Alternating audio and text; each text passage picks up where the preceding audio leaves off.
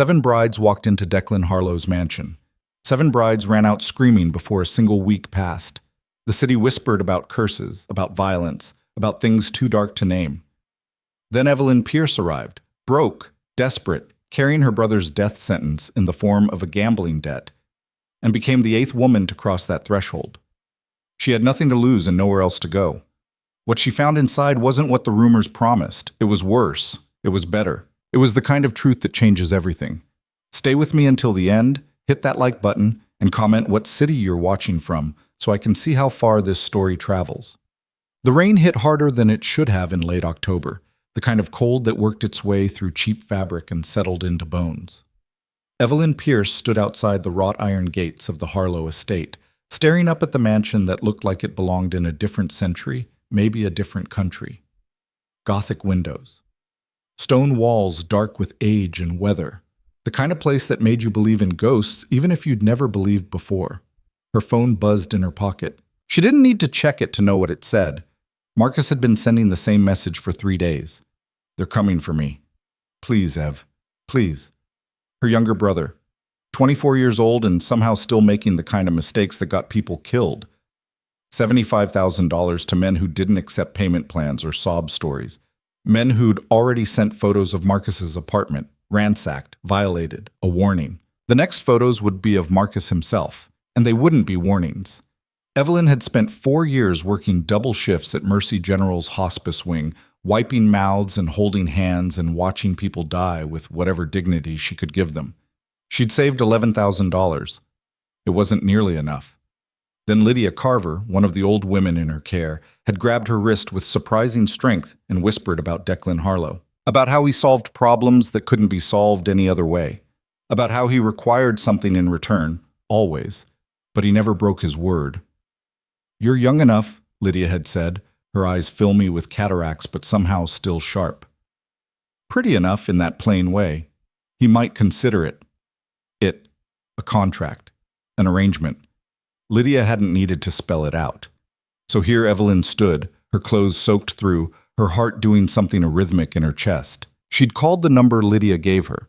A man with a voice like gravel had answered, asked 3 questions, and told her to be at the gates at 8 p.m. She pressed the intercom button. Static crackled. Then, "Name." "Evelyn Pierce." "I have an appointment." Silence. Then the gates groaned open, smooth and mechanical despite their ancient appearance. The driveway curved through grounds that probably looked impressive in daylight. At night, in the rain, they just looked vast and empty. The mansion loomed larger as she approached, lights burning in only a few windows. The rest stood dark, watching. She climbed the stone steps. Before she could knock, the door opened. The man who stood there was not what she expected. Tall, yes, easily 6'3", but younger than the rumors suggested.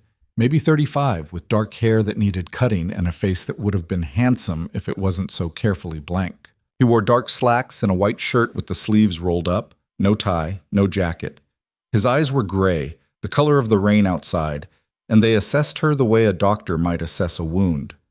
"Miss Pierce," his voice matched the one from the phone. "Come in." She stepped into a foyer that should have been grand but felt hollow instead. Marble floors, a staircase that split in 2 directions, paintings on the walls that probably cost more than her car. "You're Declan Harlow." It wasn't a question. "I am." He closed the door, shutting out the sound of rain. The silence that replaced it felt heavier. "You're here about your brother's debt." "Yes." "Marcus Pierce, 24, owes $75,000 to the Volkov syndicate, interest accruing daily." He said it without consulting notes, without hesitation. "They'll kill him within the week. Probably less." Evelyn's throat tightened. "Can you help him?" "I can settle the debt. I can ensure his safety." Declan walked past her, deeper into the house, clearly expecting her to follow. "The question is whether you can pay the price." She followed him down a hallway lined with closed doors. "Lydia said you might want an arrangement." Lydia Carver talks too much. But there was something almost fond in his tone. Though in this case she wasn't wrong. He led her into a room that might have been a study. Floor-to-ceiling bookshelves, a desk that looked like it belonged in a museum. Leather chairs positioned near a fireplace where logs burned with heat, that did nothing to warm the space. Declan gestured to a chair. Evelyn sat. He remained standing, one hand braced against the mantel, backlit by fire. "I assume you've heard the stories," he said. "Some of them. Then you know 7 women have come to this house as contracted brides. You know that none of them stayed longer than a week. You know the city believes I'm cursed, violent, or both." Evelyn kept her voice steady. "Are you? Violent?" Something flickered across his face, not quite amusement. "When necessary. Cursed?" He paused. "That depends on your definition." "Why did they leave?" "Because they discovered what the contract actually required. Because reality didn't match their expectations. Because—" He stopped, jaw tightening. "Because they couldn't handle the truth of my life." "Which is?" Instead of answering, he moved to the desk and picked up a paper. "The terms are simple. You'll live here as my wife for 1 year. During that time, you'll fulfill certain household duties. At the end of the year, your brother's debt will be cleared, and you'll receive an additional $50,000. You may leave at any time before then, but the debt will revert to your brother, and my assistance will be withdrawn." "Household duties," Evelyn repeated carefully. "Not what you're thinking." His voice went cold. "I'm not buying a prostitute, Miss Pierce. I'm buying a solution to a problem that's proven difficult to solve through conventional means." "What problem?" He studied her for a long moment. "Come with me." He left the study, and after a heartbeat of hesitation, Evelyn followed. They climbed the staircase, turned down another hallway. The house felt endless, rooms branching into more rooms, silence pressing down like a physical weight. Declan stopped outside a door. From beyond it came a sound, rhythmic, repetitive, thumping. "Before you agree to anything," Declan said quietly, "you need to understand what you're agreeing to." He opened the door. The room was large, painted in soft blues and greens. Thick carpet, shelves lined with toys organized by color and size, a small table with chairs, and in the corner, a child. A boy, maybe 4 years old, with dark curls and features that marked him unmistakably as Declan's son. He sat on the floor, rocking back and forth, his small fist striking the wall in a steady rhythm. Thump, thump, thump. He didn't look up when the door opened, didn't acknowledge their presence at all. "His name is Owen," Declan said. His voice had changed, something raw underneath the careful control. "He's 4 years old. He's autistic, nonverbal. He doesn't like to be touched. He doesn't make eye contact. He has sensory sensitivities that make the world unbearable for him most days. And he's the reason 7 women have walked out of this house." Evelyn stepped into the room slowly, instinctively lowering herself to the floor several feet from the boy. Owen continued rocking, continued hitting the wall. Up close, she could see his hand was red, probably sore. "Owen," Declan said softly, "we have a visitor." No response. The rocking didn't stop. "He won't acknowledge you," Declan continued. "He probably won't acknowledge you for days, maybe weeks. When he's overwhelmed, he hits himself, or walls, or furniture. He doesn't sleep through the night. He screams sometimes, not because he's hurt, but because something in his environment is wrong in ways I can't always identify. He needs routine, consistency, patience, and understanding that most people, even professionals, struggle to provide." Evelyn watched the boy, watched the rhythmic motion of his small body, the way his eyes stayed fixed on a point only he could see. "His mother?" she asked quietly. "Left when he was 6 months old, before the diagnosis, before—" Declan's voice went tight. "She said she couldn't do it. I haven't seen her since." "And the other women?" "I was honest with them, as I'm being honest with you." But honesty from a distance isn't the same as lived reality. One lasted 3 days before she said she couldn't handle the screaming. One lasted 6 days before she admitted she found him frightening. The others— He trailed off. The others had various reasons, but the result was the same. They left. Evelyn looked up at him. "So you need someone to help with Owen." "I need someone who won't run."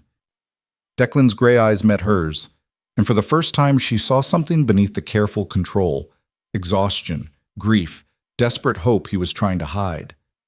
"I need someone who can look at my son and not see a problem to be solved or a burden to be endured. I need—" Owen screamed. It wasn't a cry of pain, it was higher, sharper, the sound of a nervous system in overload. His rocking intensified. His hand struck the wall harder. Declan moved immediately, but carefully. He didn't grab the boy, didn't try to stop him. Instead, he knelt a few feet away and began speaking in a low, steady voice. "Owen, you're safe. You're okay. The sound will stop. Count with me. 1, 2, 3. The counting continued. The screaming didn't stop, but it shifted slightly, became less sharp. Owen's rocking slowed by increments. Evelyn stayed where she was, watching father and son, understanding clicking into place. This was the truth the rumors had never touched. Not violence, not cruelty, just a man trying to raise a child most people wouldn't even try to understand, and failing to find anyone who would stay to help him do it. 4, 5, 6. Declan kept counting. Evelyn found herself counting too, barely a whisper. Owen's hand stopped hitting the wall. His rocking slowed. The screaming faded to a whimper, then to silence. Declan stayed kneeling, didn't reach for his son, just remained nearby, present but not demanding. After several long minutes, Owen's body relaxed slightly. His eyes, dark like his father's but somehow more distant, shifted. For a fraction of a second they landed on Evelyn, then away. But it was something. "You should go," Declan said quietly, not looking at her. "Think about what you've seen. If you want to proceed, call the number again. If not, I'll do it." Declan's head turned sharply. "You haven't thought about it." "I don't need to." "Miss Pierce, Evelyn." She stood up slowly, careful not to make sudden movements. "If I'm going to be your wife, you should call me Evelyn." "You don't understand what you're agreeing to. I've spent 4 years working hospice." She met his eyes steadily. "I've dealt with dementia patients who didn't recognize their own children. I've dealt with people in pain so severe they begged me to let them die. I've dealt with family members who screamed at me, hit me, blamed me for things I couldn't control. I'm not afraid of hard. I'm not afraid of overwhelming, and I'm not afraid of your son." Something shifted in Declan's expression, surprise maybe, or disbelief. The other women said similar things. The other women didn't mean it. Evelyn glanced at Owen, who had resumed a gentler rocking, his crisis past for now. "I do." Declan stood slowly. "Why?" "Because Marcus is my brother, and I won't let him die. Because I need the money. Because—" She paused. "Because I've spent years taking care of people nobody else wants to take care of. This isn't that different. It's extremely different." "Maybe," she shrugged. "But I'm still saying yes." He studied her for a long moment. Then he walked past her, back toward the door. "Come downstairs. We'll discuss the details." Back in the study, Declan poured himself something amber from a crystal decanter. He didn't offer her any. "The contract is legally binding," he said. 1 year. You'll have your own room, your own space. I won't make demands of that nature. You keep saying that. I believe you. I say it because I want it clear. This is a business arrangement, Miss Pierce, Evelyn." He corrected himself. "I'm not looking for romance. I'm not looking for companionship. I'm looking for stability for my son." "Understood. You'll need to learn Owen's routines, his triggers, what calms him, what sets him off. It's not intuitive. It's exhausting. There will be days you want to leave. There will be days I won't." He took a drink. "You're very confident. I'm very desperate. There's a difference, but the result's the same." Something almost like a smile touched his mouth, then vanished. "I'll have the papers drawn up tonight. You can move in tomorrow if you're willing to proceed that quickly. I'll settle your brother's debt immediately. The Volkovs will receive full payment plus interest by midnight." "Tomorrow," Evelyn repeated. The speed of it should have frightened her. It didn't. "Okay. Okay." He set down his glass. "I'll have someone drive you home. Pack whatever you need. The room you'll occupy is fully furnished, but if there are personal items, I don't have much." Then this should be a simple transition. Nothing about this was simple, but Evelyn didn't say so. A man appeared in the doorway, the same one who'd answered the intercom, she realized. Older, maybe 60, with a face that suggested he'd seen everything worth seeing and wasn't impressed by any of it. "This is James," Declan said. He manages the house. He'll drive you home. James nodded to her. Miss. Evelyn followed him out. At the door, she paused and looked back. Declan stood in the study doorway, backlit again, his expression unreadable. Thank you, she said. Don't thank me yet. His voice was quiet. You haven't spent a night here. See you tomorrow, then. She thought he might respond, but he just turned away, disappearing back into the study. James drove her home in silence. The rain had stopped, leaving the streets slick and reflecting the city lights in fractured patterns. Evelyn's apartment was in a part of town where the buildings leaned and the streetlights flickered, where locks were suggestions and hope was something you couldn't afford to keep. You know what you're doing? James asked as they pulled up outside her building. No, Evelyn admitted, but I'm doing it anyway. He nodded, as if that made perfect sense. Mr. Harlow's not what people think. I'm starting to realize that. The boy, though, James paused. He's a good kid. Different, but good. Just so you know. I appreciate that. She got out. James waited until she was inside before driving away. Marcus was in her apartment, pacing, frantic. Where the hell have you been? They came by again, Ev. They said, it's handled. He stopped. What? Your debt. It's handled. It'll be paid tomorrow. How? His eyes went wide. Evelyn, what did you do? What I had to. She moved past him, into her tiny bedroom, and pulled out the battered suitcase from under her bed. I need you to leave the city for a while. Stay with Aunt Carol upstate. Don't come back until I tell you it's safe. Evelyn? Marcus. She turned to face him. I fixed your mistake. The least you can do is not argue with me about how. His face crumpled. I'm sorry, I'm so sorry, I never meant. I know. And she did. Marcus never meant anything. He just did it anyway. It's okay. Just go. He left an hour later, still apologizing, still promising to do better. Evelyn watched him go and felt nothing except a distant kind of relief. She packed quickly. Clothes, a few books, a photo of their parents, dead now for 8 years. She didn't have jewelry, didn't have valuables. Her whole life fit into one suitcase and a backpack. She tried to sleep but couldn't. At 3 a.m., she gave up and sat by the window, watching the street below. A drunk stumbled past. A couple argued in Spanish. A dog barked, abandoned or lost or both. This was her life. Had been her life. Tomorrow, it would be something else.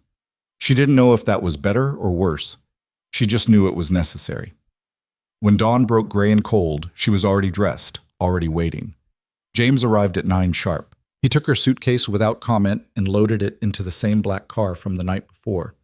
The drive felt longer in daylight.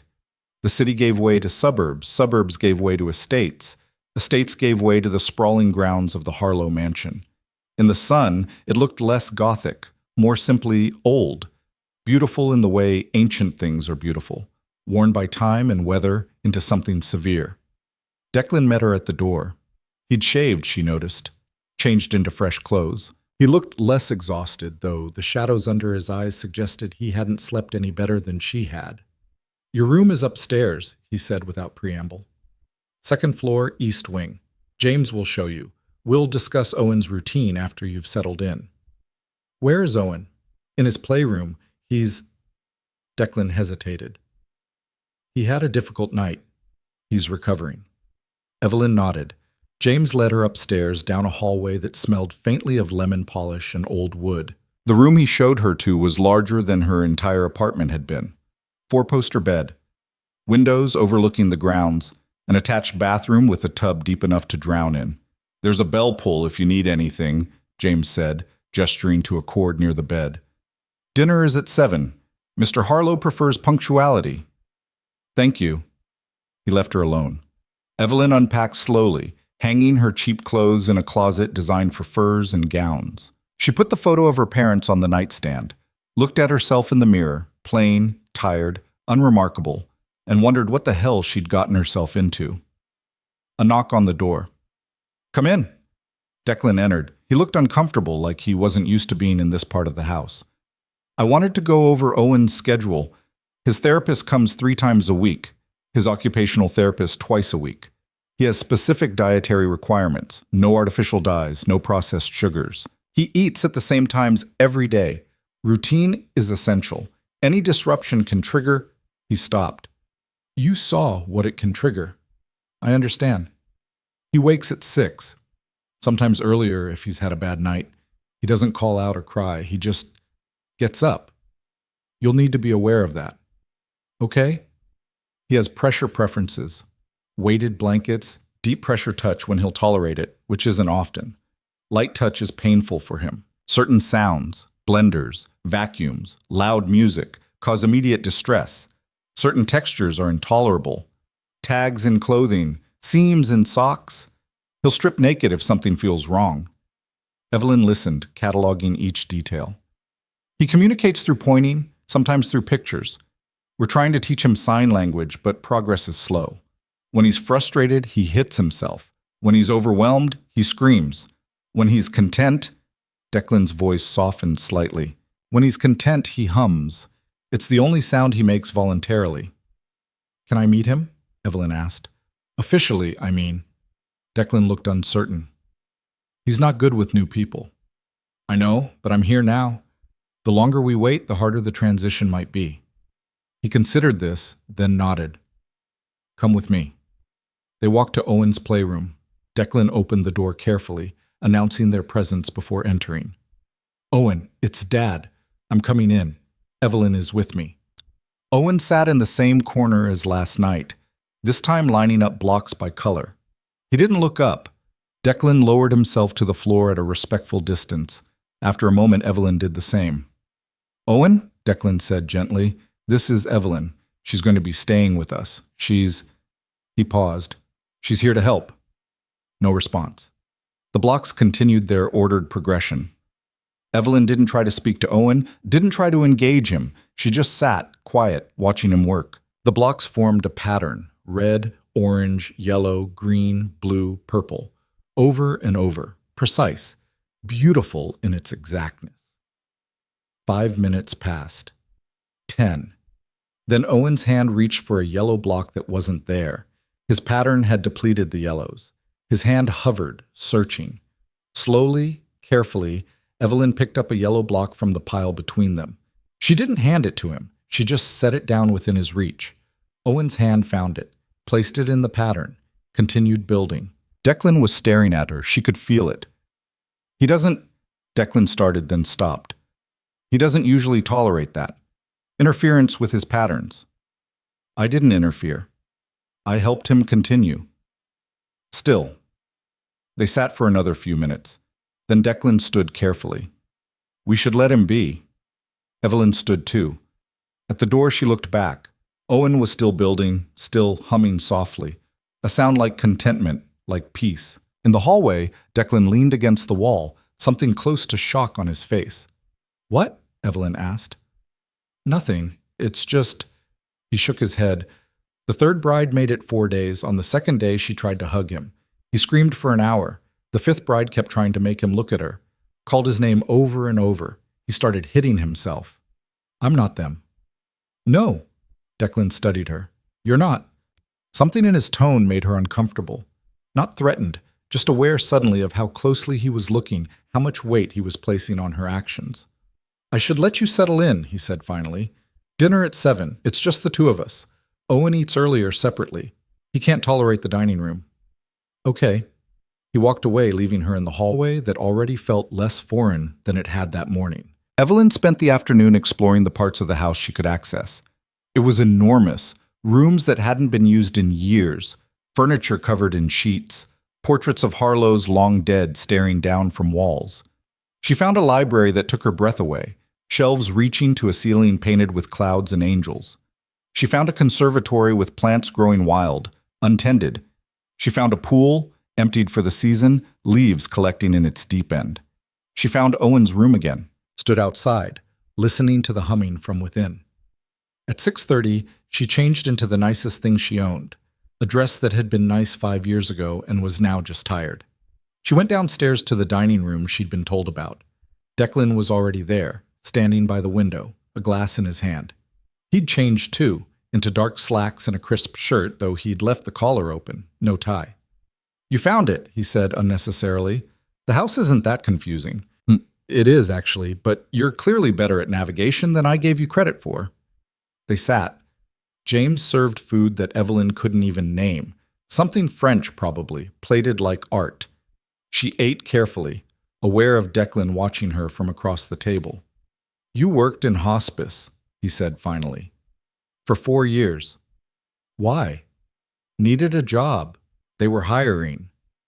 Most people can't handle hospice work for 4 months, let alone 4 years. Evelyn shrugged. Most people don't like being around death. I don't mind it. Death's honest. It doesn't pretend to be something it's not. That's a dark philosophy. Maybe, but I've found it's true. He took a drink. What about your parents? Dead. 8 years? I'm sorry. Don't be. We weren't close. And your brother? You already know about Marcus. You know everything about Marcus, probably.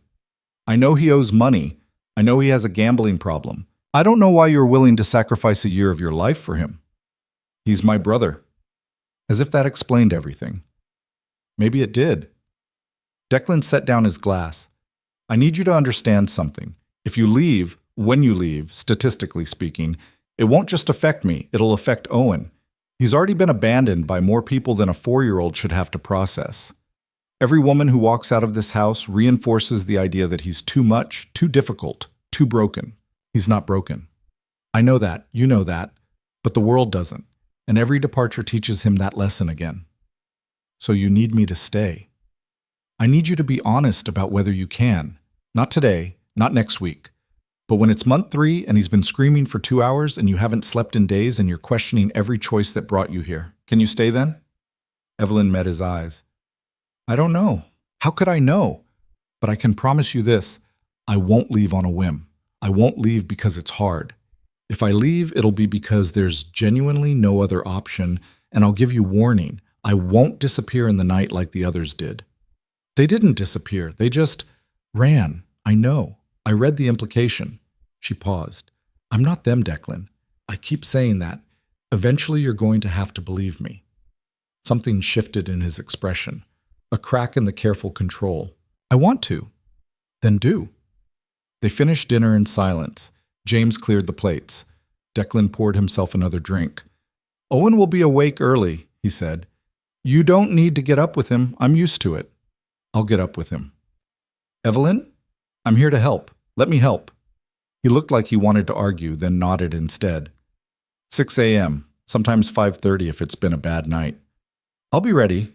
She went upstairs, lay in the enormous bed in the enormous room and stared at the ceiling until exhaustion finally pulled her under. She woke to darkness and silence. Her phone said 5:47 a.m. From down the hall, she heard movement, small feet, a door opening. Evelyn got up, pulled on clothes, and went to find Owen. Owen stood in the hallway outside his room, one hand pressed flat against the wall, his small body swaying slightly. He wore pajamas with the tags already cut out, feet bare on the cold floor. His eyes were open but unfocused, staring at something invisible. Evelyn approached slowly, staying to his left where he could see her in his peripheral vision without having to turn his head. She'd learned that much from watching Declan.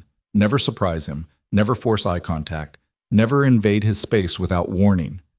Owen, she said quietly. It's Evelyn. Good morning. No response. The swaying continued. She waited. 30 seconds. A minute. Then she moved past him, not toward him, heading in the direction of what she assumed was the kitchen. After a moment, she heard the soft pad of feet behind her. The kitchen was massive, all commercial-grade appliances and marble counters that probably cost more than she'd make in 5 years. Declan was already there, measuring something into a specific bowl. He looked up when she entered, surprise flickering across his face before he masked it. You're up? I heard him moving. Evelyn glanced back. Owen had followed her into the kitchen but stopped at the threshold, his hand finding the doorframe. What's his breakfast routine? Specific. Declan gestured to the items he'd laid out. Oatmeal, made with almond milk, exactly 3/4 cup of blueberries, 1 tablespoon of honey. No variation. The bowl has to be blue. The spoon has to be the small one with the rubber grip. He eats at the table by the window, same chair every time. Show me. Declan prepared the oatmeal while Evelyn watched, noting every measurement, every movement. When it was ready, he placed it on the table by the window. The eastern window, she noticed, where morning light came in soft rather than harsh. "Owen," Declan said. "Breakfast is ready." Owen moved from the door frame to the table, his path precise, avoiding certain floor tiles. He climbed into his chair without looking at the food, his hands immediately going to the table's edge, fingers tapping a rhythm only he could hear. Declan sat across from him, not eating, just present. "You can eat, Owen. It's okay." Owen's hands stopped tapping. He picked up the spoon, examined it briefly, then began to eat with mechanical precision. 5 bites. Pause. 5 bites. Pause. Evelyn poured herself coffee from a pot that James must have started before anyone else was awake. She leaned against the counter, watching father and son, this ritual they'd built together. "He'll eat exactly half," Declan said without looking at her. "Then he'll push the bowl away. Don't try to make him finish. He'll finish the rest at mid-morning snack, same time every day." "What time?" 9:30? Exactly." Owen ate his counted bites, then pushed the bowl away, exactly as predicted. He climbed down from the chair and went to the refrigerator, standing in front of it, waiting. Declan opened it, revealing a shelf at Owen's eye level, stocked with juice boxes. Apple, all the same brand. Owen took one, carried it back to his chair, and began drinking in the same measured way he'd eaten. "His therapist arrives at 10 on Mondays, Wednesdays, and Fridays," Declan said. "Her name is Dr. Sarah Chen. She's been working with him for 2 years. She's good, patient. Owen tolerates her better than most people." "What does she work on?" "Communication, emotional regulation, life skills. The sessions are in his playroom. She brings visual schedules, picture cards. Sometimes they make progress, sometimes—" He stopped. "Sometimes Owen spends the entire hour stimming and won't engage at all." "Stimming?" "Self-stimulating behavior, the rocking, the hand flapping, the humming. It helps him regulate his nervous system." Declan's voice was clinical, like he'd explained this 100 times. Maybe he had. "It's not bad. It's necessary for him. But people see it and think something's wrong." "Something is wrong," Evelyn said carefully. "Just not the way they think." Declan looked at her sharply, then seemed to realize she wasn't criticizing. "No, not the way they think." Owen finished his juice box, set it down with the straw facing exactly north, and left the kitchen. They heard his feet on the stairs, heading back up. "He'll go to his playroom now," Declan said. "He'll play, though play isn't quite the right word. He'll organize things, build patterns. He finds comfort in order. Don't we all?" "Not like this." Declan stood collecting Owen's dishes. For Owen, disorder isn't uncomfortable. It's painful, physically painful. His brain processes sensory input differently than ours. What we can ignore, he can't. What we find mildly annoying, he finds unbearable. Evelyn rinsed her coffee cup. "You've explained this before, to the other women." "Yes." "How did they react?" "They said they understood. They promised patience. They lasted less than a week." He turned to face her. "I'm not trying to discourage you. I'm trying to prepare you for the reality that understanding intellectually and living with daily are completely different things." "I know that." "Do you?" Because knowing something and accepting it at 3 in the morning when he's been screaming for 2 hours and you can't figure out why and you're so tired you can't remember your own name, those are different kinds of knowledge. You do it every day. I'm his father. I don't have a choice. You think I do? Something passed between them. Not quite understanding, but maybe the beginning of it. Declan looked away first. "I have work," he said. "Business calls. James will be here if you need anything. Owen's schedule is on the refrigerator. Don't deviate from it unless absolutely necessary." "Where do you work?"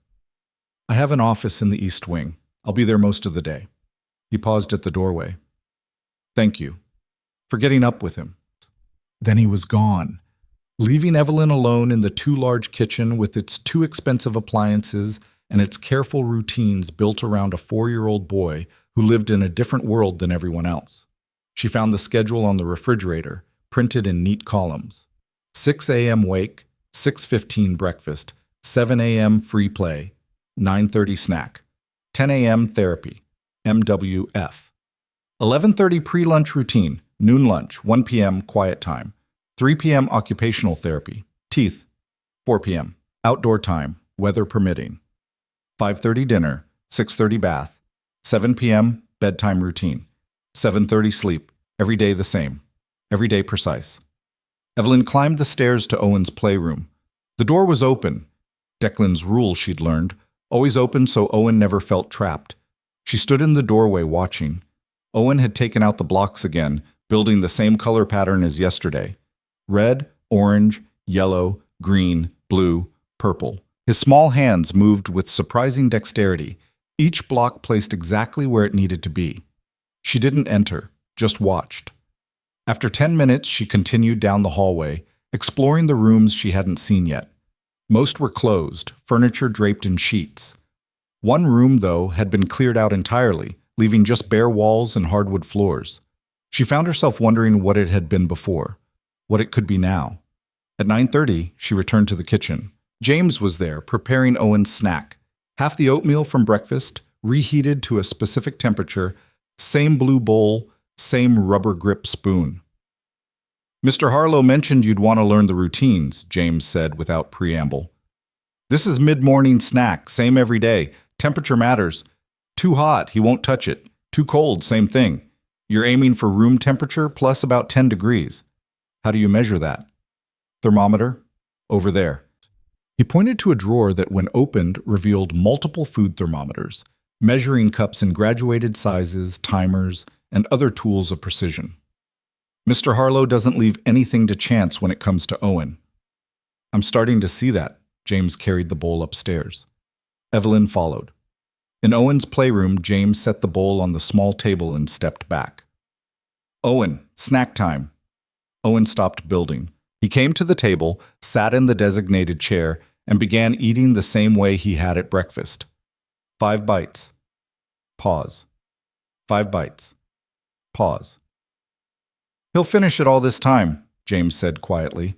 "Then he'll want water. Specific cup, room temperature, filled exactly to the line on the inside. Don't ask me why that line. Mr. Harlow's tried other cups. Owen won't drink from them." When Owen finished eating, James produced the required cup, filled to the mysterious but apparently crucial line. Owen drank, set the cup down, and returned to his blocks without acknowledging either adult's presence. "That's normal?" Evelyn asked as they left the room. "That's Owen." James headed back downstairs. "You'll get used to it. Or you won't. Most don't." "Most didn't try." James glanced at her, something assessing in his expression. "We'll see." At 10 a.m., the doorbell rang. James answered it, admitting a woman in her early 40s with kind eyes and a bag full of what looked like teaching materials. "Dr. Chen?" Evelyn assumed. "You must be Evelyn," the woman said, extending her hand. "Declan called me this morning, mentioned you'd be staying. I'm Sarah Chen." "Nice to meet you." "How's he doing today?" Sarah asked, directing the question to both Evelyn and James. "Good morning," James reported. "Ate breakfast normally. Followed routine. No incidents." Sarah nodded, making a note on her tablet. "That's good. Monday mornings can be rough after the weekend disruption." She turned to Evelyn. "You're welcome to observe the session if you'd like. Some people find it helpful to see how I work with him." "I'd appreciate that."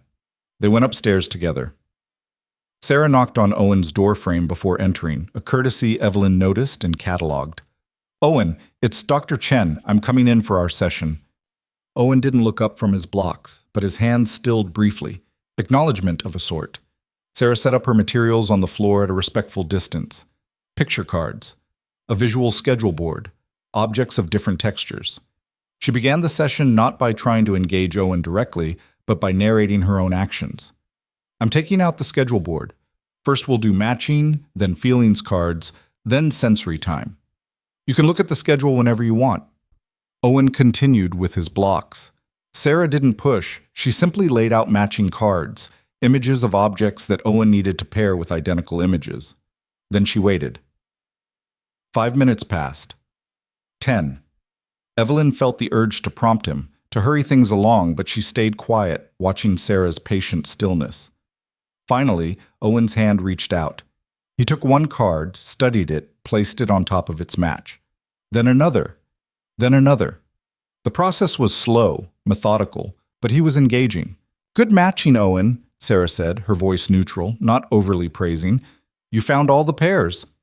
Next came feelings cards, faces showing different emotions. Sarah held one up.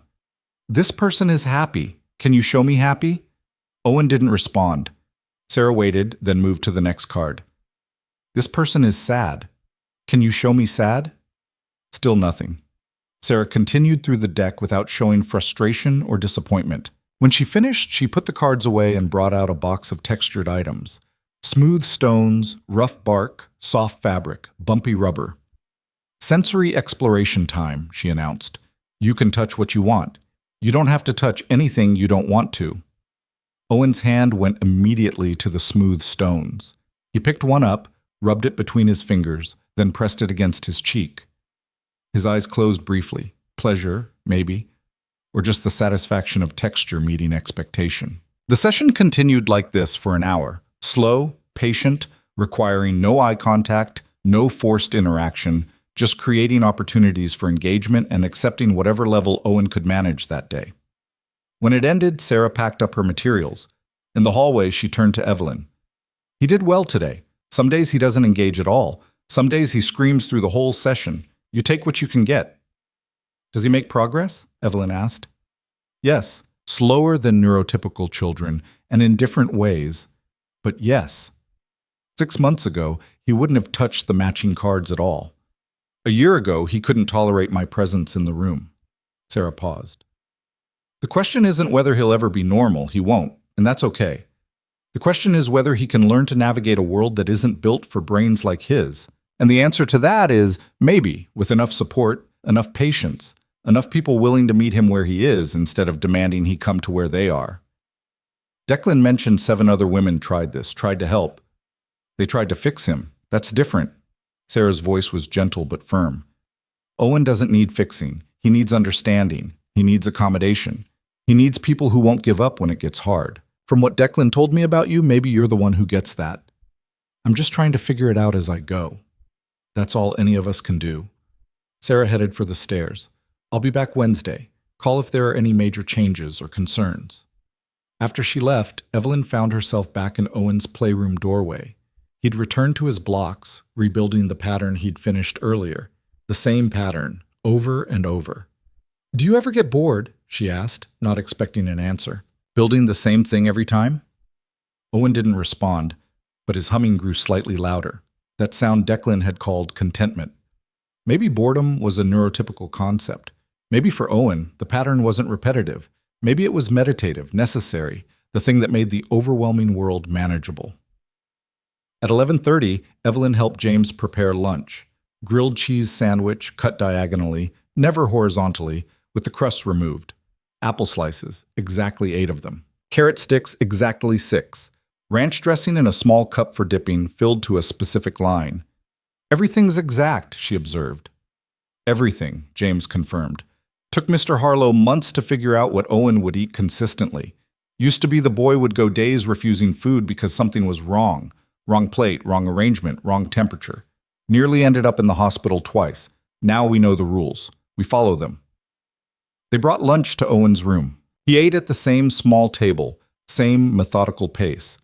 When he finished exactly half the sandwich and 5 of the 8 apple slices, he pushed the plate away. He'll eat the rest at afternoon snack, James said. 3 o'clock. The afternoon followed the same careful pattern. Quiet time, where Owen retreated to his room and engaged in what Declan had called stimming, rocking, hand flapping, humming. Evelyn didn't disturb him, just checked occasionally to make sure he was safe. At 3, the occupational therapist arrived, a young man named Marcus, which made Evelyn flinch, thinking of her brother. This Marcus was different, though. Calm, patient, focused entirely on helping Owen develop fine motor skills and sensory integration. She watched another hour-long session, this one involving putting pegs in boards, stringing beads, manipulating Play-Doh. Owen engaged more with Marcus than he had with Sarah, his hands working the materials with evident satisfaction. He's tactile, Marcus explained afterward. Physical activities ground him. They give his sensory system something to process that feels good instead of overwhelming. At 4, Declan emerged from wherever he'd been working and announced it was outdoor time. Owen had a specific routine for this too, certain shoes that felt right, a specific jacket even though the weather didn't require one, a specific path around the grounds that never varied. Evelyn walked with them, hanging back as Declan guided Owen through the familiar route. They circled the garden 3 times, Owen counting under his breath, numbers barely audible, then stopped at a bench where Owen sat and stared at the sky for exactly 10 minutes. "He's watching clouds," Declan said quietly, "or light patterns, or something we can't perceive. I've never been sure. Does it matter? No? As long as he's calm, as long as he's content, no, it doesn't matter." They returned inside as the sun started its descent toward the horizon. Dinner preparation began. Another precise meal, another specific arrangement. Owen ate in the kitchen again, same chair, same routine. At 6:30, Declan took Owen upstairs for bath time. Evelyn heard water running, heard Declan's low voice narrating every step. "I'm turning on the water. I'm checking the temperature. I'm adding the soap you like. You can get in when you're ready." She found herself in the library, overwhelmed by the day's careful choreography. Every moment structured, every action predetermined. It was exhausting just watching, let alone maintaining. Declan found her there an hour later, after Owen was asleep. He looked drained. The careful composure from this morning cracked around the edges. "First day surviving?" he asked, pouring himself a drink from a decanter on the desk. "Surviving? It's a lot." "It is." Evelyn closed the book she'd been pretending to read. "But it's manageable. The routine helps, actually, knowing what to expect. Until the routine gets disrupted." He sat in the chair across from hers. Then everything falls apart. A fire alarm, a power outage, construction noise from down the street, anything unexpected, and Owen can spiral for days. Has that happened recently? Last month, storm knocked out power for 6 hours. Owen didn't sleep for 3 days afterward. By the end, I was hallucinating from exhaustion. He took a drink. That's when the 6th bride left. She said she couldn't take the uncertainty, couldn't live in a house where a storm could destroy everyone's peace for days. "Where do the brides usually sleep?" Evelyn asked. "I mean, the room you gave me is far from Owen's room. I barely heard him this morning." "That's intentional. You need sleep to function. Owen wakes multiple times most nights. I handle it." You can't handle everything alone. I've been doing it for 3 years. And you look like hell because of it." The words came out harsher than she meant them. Declan's eyebrows rose, surprise flickering across his face, before something almost like amusement replaced it. "James says the same thing, though with more tact." "I'm not here to be tactful. I'm here to help. Let me help. You've been here one day." "So?" "I learned the routines. I watched the sessions. I can handle nighttime wake-ups while you actually sleep." She leaned forward. "You hired me to provide stability for Owen. I can't do that if I'm just a decoration who watches from the sidelines." Declan studied her, something shifting behind his eyes. "The other women said similar things. Then the first nighttime meltdown happened, and they changed their minds." "I'm not them." "You keep saying that." "Because it keeps being true." He was quiet for a long moment, his drink forgotten in his hand. "When Owen was born, I thought I knew what fatherhood would be. I thought I'd teach him to throw a ball, read him stories, watch him grow into a person who'd talk to me, argue with me, eventually hate me like teenagers hate their parents. Normal milestones, normal rebellion, normal life." But he's not normal. No, and for a long time I mourned that. Grieved the child I'd expected and didn't get. Felt guilty for grieving because he's not dead, he's right here, alive and real, and mine. His voice roughened. Then I realized the problem wasn't Owen. The problem was my expectations.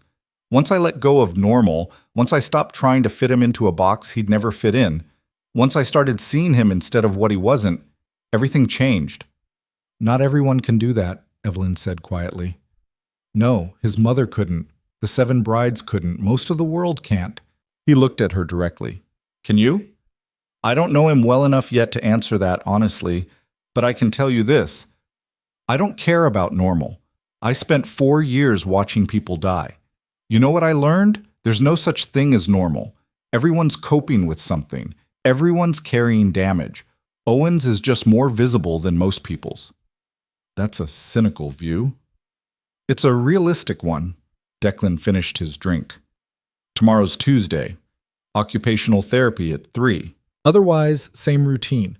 If you want to take the morning shift, wake up, breakfast, I'll handle the night. Deal. He stood. Get some sleep. 6 a.m. comes early. Declan? He turned. Thank you for giving me this chance, for trusting me with him. Something vulnerable flickered across his face, gone before she could name it. Don't thank me yet. You've had one good day. We'll see how you feel after a bad one. He left her alone in the library, surrounded by books she hadn't chosen and a life she'd agreed to without fully understanding what it would require. She went upstairs eventually, exhausted in ways that had nothing to do with physical effort. In her room, she lay in the too large bed and thought about Owen, about his humming, his careful patterns, his world of precision and routine. She thought about Declan, raising that child alone, learning his language, building a life around needs most people couldn't even comprehend. She thought about herself, about why she'd really said yes to this arrangement. The debt, yes. Marcus's life, yes. But also, maybe, the fact that she'd spent so long being invisible, caring for people who didn't remember her name the next day, that the idea of being essential, of being necessary, held more appeal than she wanted to admit. Sleep took her under, still thinking, still trying to understand what she'd walked into and whether she'd survive it. She woke at 5:45 to the sound of small feet in the hallway. This time, she was faster getting dressed, reaching Owen before he'd made it halfway to the stairs. Morning, Owen, she said quietly. I'm going to walk to the kitchen. You can follow if you want. He did. In the kitchen, she prepared his breakfast exactly as Declan had shown her, measuring with precision, checking temperatures, arranging everything in its designated place. When she set it on the table, Owen climbed into his chair and began eating his counted bites. Declan appeared in the doorway, surprise evident on his face. You did the breakfast routine. I watched. I learned. He stopped. That's good. They sat in silence while Owen ate. When he finished his half and pushed the bowl away, Declan opened the refrigerator for the juice box without being asked, everything flowing like clockwork, like choreography. I have meetings today, Declan said as Owen drank. Video calls, mostly. I'll be in my office until 3. We'll manage. If there's a problem, I'll get you, I know. He looked like he wanted to say something else, but didn't. Owen finished his juice, arranged the box just so, and headed back upstairs to his playroom. The morning passed in now familiar patterns. Free play. Snack. Therapy session with Sarah, who seemed pleased to see Evelyn taking notes on her techniques. Lunch. Quiet time. At 2:30, Evelyn went to find Declan. His office was exactly what she'd expected. Leather and wood, computers and phones. The command center for whatever business dealings kept them housed and fed. He was on a video call, speaking in a language she didn't recognize. Russian, maybe. His tone was hard, nothing like the gentle voice he used with Owen. She waited in the doorway until he finished. When he looked up, something in his expression reminded her that this man, this patient father, was also the person the city called dangerous. The person whose name alone settled debts and silenced arguments. Problem? He asked. No, just wanted to tell you Owen's fine, ready for occupational therapy. You didn't need to report that. Didn't need to, wanted to. She hesitated. What language was that? Russian. Business partners don't all speak English. What kind of business? His eyes were steady on hers. The kind that pays for therapists and specialized food, and a house large enough that Owen can have his own space when the world gets too loud. The kind that settles debts for people who can't settle them themselves. The kind people call criminal. People call lots of things criminal when they don't understand how the world actually works. He stood. Does it bother you, what I do? Should it? Most people think it should. Evelyn considered this. My brother gambled himself into a debt he couldn't pay. Your business settled it. I'm not in a position to judge what's criminal and what's necessary. That's a convenient philosophy. It's an honest one. Something almost like respect flickered in his expression. Marcus is here for Owen's session. I'll handle it today. You should rest. I'm not tired. Evelyn? His voice was patient. Rest while you can. Trust me on this. She did rest, though sleep didn't come. Instead, she lay in her room listening to the house, its creaks and sighs, the distant sound of voices from Owen's therapy session, the hum of expensive heating systems. At 5, she went downstairs to help James with dinner preparation. They worked in comfortable silence, the older man showing her small details she'd missed the day before, how Owen preferred his vegetables cut in specific shapes, how the plate needed to be set on the table before he entered the room, never after. "You're doing well," James said as they finished. Considering. Considering what? Considering most people would have run by now. It's been 2 days. Exactly. He carried Owen's plate to the table. The third bride lasted 3 days. The seventh barely made it to 48 hours. You're approaching the danger zone. There's a danger zone? Day 3. That's when the novelty wears off and the reality sets in, when the lack of sleep catches up. When you realize this isn't a temporary situation you're observing, it's your life now. He glanced at her. Day 3 breaks most people. Good thing I'm not most people. Let's hope not. Dinner, bath time, bedtime routine, all passed without incident. Owen went to sleep at his designated time, and Evelyn found herself in the library again, drawn to its quiet and its thousands of stories that weren't her own. Declan joined her around 9, his tie loosened, exhaustion clear in the set of his shoulders. Day 2, he said. Still here. Still here. Tomorrow's the test. James warned me about day 3. James talks too much, but there was affection in his tone. He's right, though. Day 3 is when it becomes real, when the routine stops feeling manageable and starts feeling like a prison. When you realize there's no break, no pause, no day off. I worked hospice. I know about no days off. This is different. So you keep saying. He poured himself a drink, offered her one. She accepted this time, the amber liquid burning down her throat.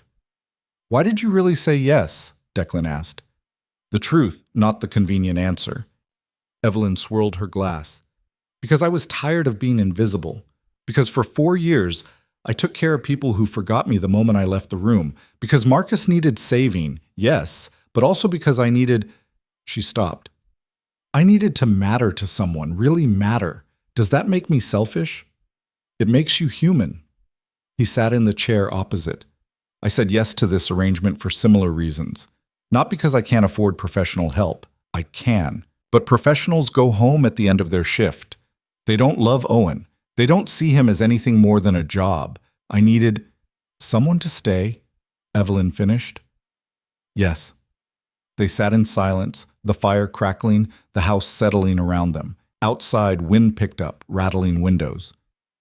Storm coming, Declan said, tension immediately entering his voice. Is that a problem? Depends on how loud it gets. If there's thunder, he set down his glass. We might have a difficult night, then we'll handle it. You keep saying we. Because that's what this is now, isn't it? We. She met his eyes. I'm not a guest, Declan. I'm not a temporary solution. I signed the contract. I'm here. Stop waiting for me to run. I'm not... Thunder rolled, distant but distinct. Declan was on his feet immediately. I need to check on Owen. Evelyn followed him upstairs. Owen's room was dark, the boy asleep in his bed, his weighted blanket pulled up exactly to his chin. He looked peaceful, unaware of the approaching storm.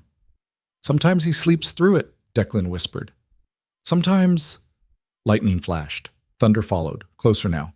Owen's eyes snapped open. For a moment, he just stared at the ceiling. Then his mouth opened, and the screaming started. It wasn't crying. It was raw sound, terror and pain and overload, all compressed into one continuous shriek that seemed to fill the entire house. Declan moved into the room, but not to Owen. To the window, closing the curtains, blocking the lightning. He switched on a small lamp, filling the room with steady, predictable light. Owen, he said, his voice calm despite the screaming. You're safe. It's just noise. I'm here. You're okay. The screaming continued. Owen began rocking violently, his hands going to his head, pulling at his hair. Evelyn watched from the doorway, her heart hammering but her mind surprisingly clear. This was the reality check, the moment meant to break her. She stepped into the room. "What can I do?" she asked Declan, raising her voice to be heard. "Nothing, just—" Thunder crashed again, loud enough to shake the windows. Owen's screaming intensified, his rocking becoming more violent. "Just stay back. When he's like this, he can't process anything. Any input just makes it worse." So Evelyn stayed back. She didn't try to comfort Owen, didn't try to stop the screaming. She just stood there, present but not demanding, waiting. The storm raged for 20 minutes. Owen screamed for 19 of them. When the thunder finally moved farther away, the screaming gradually subsided to whimpering, then to harsh breathing, then to silence. Owen collapsed back onto his bed, his small body trembling, his eyes still wide and unseeing. Declan sat on the floor near the bed, his own body shaking slightly. "Bad one," he said, his voice rough. "Not the worst, but bad." "Does he need anything?" "Time. Space. He'll sleep eventually, or he won't, and we'll sit with him until morning." "Then we sit." Declan looked at her, something raw in his expression. "You're still here. Where else would I be? Running, packing, calling for a car to take you back to the city." "I told you, I'm not them." They sat in silence, watching Owen's breathing even out, watching the trembling slowly fade. An hour passed, then 2. Around midnight, Owen finally fell back asleep, his body going limp with exhaustion. Declan stood stiffly, his joints cracking. "Thank you for staying." "You don't need to thank me." "I do, because staying is the hardest thing. Walking away is easy. Staying requires—" He stopped. "It requires something most people don't have. Or maybe it requires being desperate enough that you don't have a choice.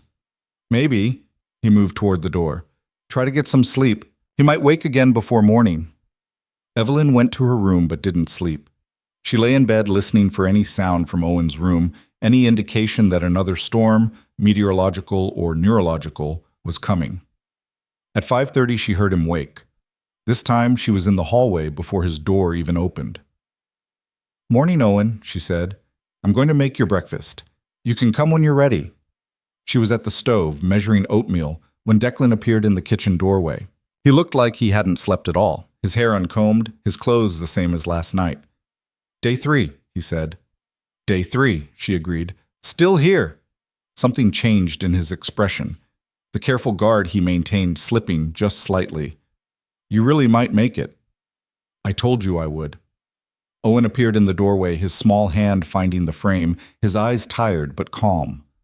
Evelyn set his breakfast on the table, exactly as required, exactly on time. And when Owen climbed into his chair and began eating his counted bites, she felt something she hadn't felt in years, the sense that she was exactly where she needed to be, doing exactly what she was meant to do. Outside, the sun rose on day 3, and Evelyn Pierce was still standing. The following weeks developed their own rhythm, though rhythm implied something musical, something pleasant. What Evelyn learned was closer to survival choreography, movements practiced until they became instinct, patterns memorized because deviation meant crisis. Owen had good days and catastrophic ones, sometimes without warning. A day that started peaceful could end with him hitting himself so hard that Declan had to physically intervene, holding his son's hands while Owen screamed and bucked like a trapped animal. Then the next day would pass without incident, Owen humming contentedly while he built his patterns, ate his measured bites, moved through his routines like water following familiar channels. Evelyn stopped trying to predict which kind of day it would be. She just prepared for both. On a Thursday morning in early November, 3 weeks after she'd arrived, she woke to find Owen standing at the foot of her bed. She'd learned not to startle at his silent appearances. He did this sometimes, sought proximity without interaction, stood near people without acknowledging them. Declan said it meant trust, in Owen's language. Evelyn chose to believe him. "Morning," she said quietly, not sitting up, not making sudden movements. "You hungry?" Owen turned and walked out, his version of yes. By the time she got downstairs, Declan was already measuring oatmeal with the precision of a chemist. He looked less exhausted than he had those first days, his shoulders not quite so weighted. Adequate sleep did that, apparently. "He came to your room," Declan said without looking up. "How did you know?" "I heard him pass my door. Heard him stop at yours. He poured the exact amount of almond milk. He's never done that with anyone except me. Is that good or bad? It's... Declan paused, something vulnerable crossing his face. It's unprecedented. They didn't discuss it further, but Evelyn caught him watching her throughout breakfast, something calculating in his expression, like he was reassessing data he'd thought he understood. After breakfast, while Owen was in his playroom, Declan's phone rang. His expression changed immediately when he looked at the screen, something tightening, closing off. I need to take this, he said, already walking toward his office. It's important. Evelyn heard his voice through the closed door, cold and sharp in that way that reminded her he wasn't just a tired father. He was also someone people feared, someone who handled problems that couldn't be solved legally. When he emerged 20 minutes later, his face was carefully blank. I have a situation, he said. Business. I need to go into the city. Okay? I'll be back by 3. Owen has therapy at 10. Sarah knows the routine. If there's a problem, I'll call you. We'll be fine. He looked like he wanted to argue, then thought better of it. James will be here. He knows. Declan, go. Handle your situation. Owen and I will survive 4 hours without you. Something flickered in his eyes. Gratitude, maybe, or relief. Thank you. He left in a black car driven by someone who wasn't James, someone whose neck showed tattoos that disappeared under his collar. Evelyn watched from the window, wondering what kind of situation required that kind of driver. Sarah arrived at 10 sharp, cheerful, despite the cold rain that had started falling. Owen tolerated her session better than usual, engaging with the picture cards for almost 15 minutes straight, a minor miracle, according to Sarah's excited notes. He's making progress, Bo, Sarah said afterward, packing up her materials. Real progress. I don't know what you and Declan are doing differently, but whatever it is, keep doing it. We're not doing anything different. You're here. That's different. Sarah paused at the door. Stability matters more than technique for kids like Owen. Consistency matters. Having the same people day after day, never leaving, that matters more than any therapy I can provide. After Sarah left, Evelyn made Owen's lunch and watched him eat his precise portions. She'd started to see patterns within patterns. The way he ate faster on rainy days, slower on sunny ones. The way certain textures pleased him more depending on some variable she hadn't identified yet. He was consistent, yes, but not mechanical. There was preference underneath the routine, personality underneath the precision. At 1 o'clock, the doorbell rang. James was in the laundry room, so Evelyn answered it herself. The man on the doorstep wore an expensive suit and an expression that suggested he wasn't used to waiting. Behind him stood 2 others, equally well-dressed, equally cold-eyed. I'm here to see Declan Harlow, the first man said.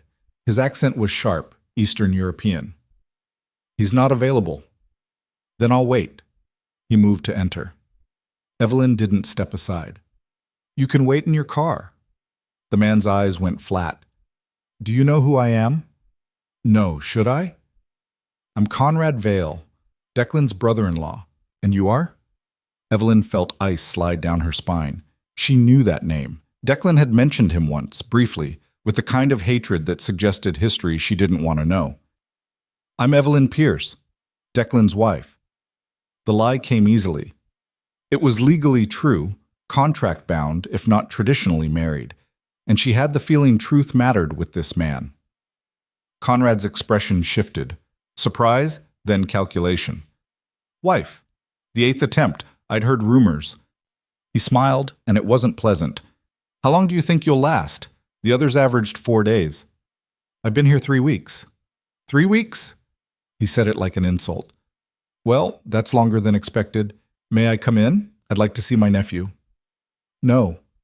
I beg your pardon? Declan's not here. Owen is in his routine. You're not part of that routine. The answer is no. Conrad's smile vanished. I'm family. I have rights. You have whatever rights Declan says you have. And since he's not here to say you have any, you're staying on that porch. One of the men behind Conrad moved forward. James appeared in the hallway behind Evelyn, and something in his expression, calm, ready, dangerous, made the man stop. You should leave, James said quietly. before Mr. Harlow returns and makes you leave. Conrad straightened his tie, his face settling into something cold and controlled. Tell Declan I came by. Tell him we need to discuss Owen's living situation. Tell him... He looked at Evelyn. Tell him 3 weeks isn't stability. Tell him I'll be in touch with proper authorities about the boy's welfare. He left, his men following. The black car pulled away, disappearing down the drive. That was Conrad Vale, James said unnecessarily. I gathered. He's dangerous. Not in the way Mr. Harlow is dangerous. Not physically. Legally. Financially. He's been trying to get custody of Owen since the boy's mother left. Why? He clearly doesn't care about Owen. He cares about the trust fund Owen inherited from his mother's family. Millions. If Conrad gets custody, he controls the money until Owen turns 18. If Owen is deemed incapable of managing his own affairs, which many courts would rule, given his autism, Conrad could control it indefinitely. Evelyn felt sick. Declan knows this? Of course. He's been fighting it for 3 years. The unstable home environment, the revolving door of brides, that's been Conrad's main argument, that Declan can't provide consistent care. James looked at her steadily. You being here changes that calculus. But only if you stay. I'm staying. 3 weeks isn't long enough to prove stability in court. You'd need 6 months minimum. A year would be better. Then I'll give them a year. James studied her for a long moment. I believe you mean that. I do. Upstairs, Owen was humming, that sound of contentment, unaware of the threat that had just appeared on his doorstep. Evelyn went to check on him, found him arranging blocks in a new pattern she hadn't seen before. Not the rainbow progression, something else. Random colors, but specific placement. She sat down on the floor, several feet away. That's different. New pattern? Owen's hands paused. For a fraction of a second, his eyes flickered toward her face. Not quite eye contact, but close. Closer than ever before. Then he went back to building, and Evelyn sat there watching, thinking about custody battles and trust funds and a man who wanted to take this child away from the only parent who'd ever bothered to learn his language. Declan returned at 2:30, earlier than promised. His jaw was tight, his knuckles raw like he'd hit something. Or someone. Conrad came here, Evelyn said before he could speak. Declan went very still. When? Around 1. I didn't let him in. He said he wanted to see Owen. Said something about discussing living situations and proper authorities. What did you tell him? That you weren't here, Owen was in his routine, and he could wait in his car or leave. He left. She paused. He called me the 8th attempt. Said 3 weeks wasn't stability. Declan's face was stone. James told you about the custody fight. He did. I should have told you myself before you agreed to this. It's not just about Owen needing care. It's about Conrad wanting control. If he succeeds, if he gets custody. His voice went rough. Owen would be institutionalized within a month. Conrad would claim he can't handle him, can't provide adequate care. He'd put my son in a facility and forget he exists except when signing paperwork to access the trust fund. That won't happen. You don't know Conrad. He's patient, methodical. He's been documenting every bride who leaves, every incident, every night Owen screams. He's building a case that I'm unfit, that this environment is unstable, that Owen would be better off. He stopped, jaw working. Better off anywhere else. Then we make sure there's nothing to document. No more brides leaving, stable home, consistent care. Evelyn moved closer. He threatened to contact authorities. What does that mean? Child services. Court-appointed evaluators. People who'll come here, watch Owen, interview us, write reports. Declan's hands clenched. People who'll see a nonverbal autistic child and assume he's suffering, assume I'm failing him, because they don't understand that different isn't damaged. Then we show them. We show them Owen's progress, his therapy reports, his routine. We show them a child who's cared for, understood, safe, with a father who makes his money through illegal channels and a contracted bride who's been here less than a month. You think that plays well to evaluators? I think it plays better than a man who wants to institutionalize his nephew for money. Evelyn's voice was sharp. And I think you're already defeated before the fights even started. That's not the man who settled a $75,000 debt without blinking. That's not the man this city calls dangerous. But something shifted in Declan's expression. Surprise, then something harder. You're right. I know I am. Conrad's expecting me to fold, expecting you to leave like the others. He's probably already drafting the custody petition, assuming I'll have no defense when the eighth bride runs. Declan's voice went cold, calculating. We don't give him that satisfaction. We present a united front. Stable home, stable marriage, stable environment for Owen. Stable marriage, Evelyn repeated. We're not actually married, not in the traditional sense. The contract is legal, binding. That's all that matters to a court. But if they interview us separately, ask about our relationship, we've barely spent time together beyond coordinating Owen's care. Declan was quiet for a moment. Then that changes, starting now. We need to appear as an actual couple, not just two people managing a child together. How do we do that? Dinners together, time together when Owen's asleep, knowing details about each other that spouses would know, creating a history, even if it's brief. He paused. I'm not asking you to. This stays professional, but externally, to anyone watching, we need to seem legitimate. Okay. Okay. He looked surprised. You're agreeing that easily? I signed a contract for a year. If part of that year involves pretending we're an actual married couple instead of a business arrangement, fine. It doesn't change anything fundamental. It changes quite a bit, actually. Does it?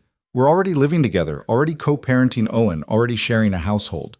Adding some performative intimacy for outsiders doesn't seem that complicated. Declan studied her. You're very pragmatic. I'm very aware of what's at stake. She gestured toward the stairs, toward where Owen was humming in his playroom. He's what's at stake. Everything else is just details. Something softened in Declan's expression, gone before she could examine it. We should discuss specifics, details that spouses would know, background, history, how we met.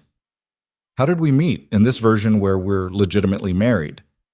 Through Lydia Carver, actually. That part's true. You were her caregiver. I visited occasionally. Lydia and my mother were friends decades ago. We talked, connected over... He paused, thinking. Over shared understanding of caregiving, of dealing with people the world considers burdens. That's close enough to truth that it'll sound natural. Exactly. The best lies are mostly truth with adjusted context. He moved to the window, looking out at the grounds. Conrad will investigate you. Your background, your brother's debt, how I settled it. We need a version of that story that sounds like romance instead of transaction. So we say you helped Marcus because you cared about me, because we were already involved, already serious. Right. The debt was incidental. I would have helped regardless because I... He stopped, the words clearly uncomfortable. Because I loved you. Love, Evelyn said. Present tense. If we're married, presumably I still love you and you still love me. Yes, present tense. He turned from the window. This is going to require acting. In front of James, in front of therapists, in front of anyone who might report back to Conrad or testify in court. I can act. Even when it's uncomfortable. Even when it requires, he gestured vaguely, physical proximity, casual affection, the things actual couples do without thinking. Evelyn thought about the hospice patients she'd cared for, the intimate acts she'd performed without hesitation because they needed doing. I've done harder things. That's not the same. No, but the principle is, you need something from me. I'm capable of providing it, therefore I provide it. She shrugged. It's transactional, which is oddly appropriate given our actual arrangement. You really are the most practical person I've ever met. I'm desperate and pragmatic. There's a difference, but the result's the same. She glanced at the clock. Owen has occupational therapy soon. Marcus will be here at 3. Different Marcus. I know, still weird hearing his name. She headed toward the door, then paused. For what it's worth, I meant what I said to Conrad. I'm staying. Not for 6 months, not for a year. I'm staying until Owen doesn't need me anymore, however long that takes. That could be decades. Then it's decades. Declan looked at her like he was seeing something he hadn't noticed before. Why? The contract's only a year. After that, you're free. You could take the money, leave, start over somewhere else. Because Owen came to my room this morning. Because he's starting to trust me. Because... She stopped, trying to articulate something she barely understood herself. Because I've spent my whole life being temporary. Temporary caregiver, temporary sister Marcus remembers when he needs something. Temporary presence in dying people's lives. I'm tired of temporary. I want to be permanent for someone. Even if that someone is a 4-year-old who might never speak to you, never hug you, never show affection the way typical children do. Especially then, because everyone else gives up on him when he doesn't perform love the way they expect. I'm not everyone else. Declan crossed the space between them. For a moment she thought he might touch her, reach out, take her hand, something. Instead he just stood close, his gray eyes searching hers. Conrad's going to come at us hard. He has resources, connections, lawyers who specialize in custody cases. He'll twist everything, make our marriage seem fraudulent, make me seem unfit, make you seem like a gold digger or worse. Let him try. You say that now. Wait until you're being deposed, being asked invasive questions about our relationship, our intimacy, every detail of our private life. Declan, she met his eyes steadily. I grew up poor with an addict mother and a father who left when I was 6. I've had CPS in my home asking invasive questions, judging every aspect of how we lived. I've been deposed before, when my mother died and Marcus's custody was questioned. I know what it's like to have strangers dissect your life looking for failure. This isn't new territory for me. Something shifted in his expression. Understanding, maybe, or recognition. I didn't know that. You didn't ask. You knew about Marcus, about the debt. You didn't ask about before. Tell me. So she did, standing there in the hallway, giving him the abbreviated version. Mother who chose drugs over food, over rent, over her children. Father who disappeared and never looked back. Evelyn, 12 years old, raising Marcus, 8. Learning to forge her mother's signature on school forms. Learning to shoplift food without getting caught. Learning that adults didn't help unless you gave them reason to. CPS came 3 times, she said. 3 times they interviewed us, inspected our apartment, made notes on their clipboards. 3 times they decided we were adequately cared for, which was code for not bad enough to justify the paperwork of removal. My mother would clean up for a few weeks after each visit, pretend to be functional, and they'd close the case. Then everything would go back to how it was. How did she die? Overdose. I was 16. Marcus was 12. We had an aunt upstate who took us in, though took us in is generous. She gave us a room and ignored us. I worked, kept Marcus fed, and in school, saved everything I could. Left for nursing school the day I turned 18, took Marcus with me. You've been taking care of him his whole life. Someone had to. Declan was quiet for a long moment. Conrad's going to find all of that. He'll use it. Paint you as someone from a broken home, someone unstable, someone who shouldn't be around Owen. Let him. It'll just make me more sympathetic. Poor girl overcomes adversity, becomes a caregiver, marries a man with a special needs child out of genuine love and understanding. She smiled without humor. The optics are actually pretty good if you spin them right. You've thought about this. I think about everything. It's how I survive. Marcus, the occupational therapist, arrived, and the afternoon followed its usual pattern. Owen engaged well with the activities, his small hands working clay and beads with evident pleasure. When the session ended, Marcus pulled Declan aside. I'm seeing real progress, he said. Fine motor skills are improving. Sensory tolerance is better.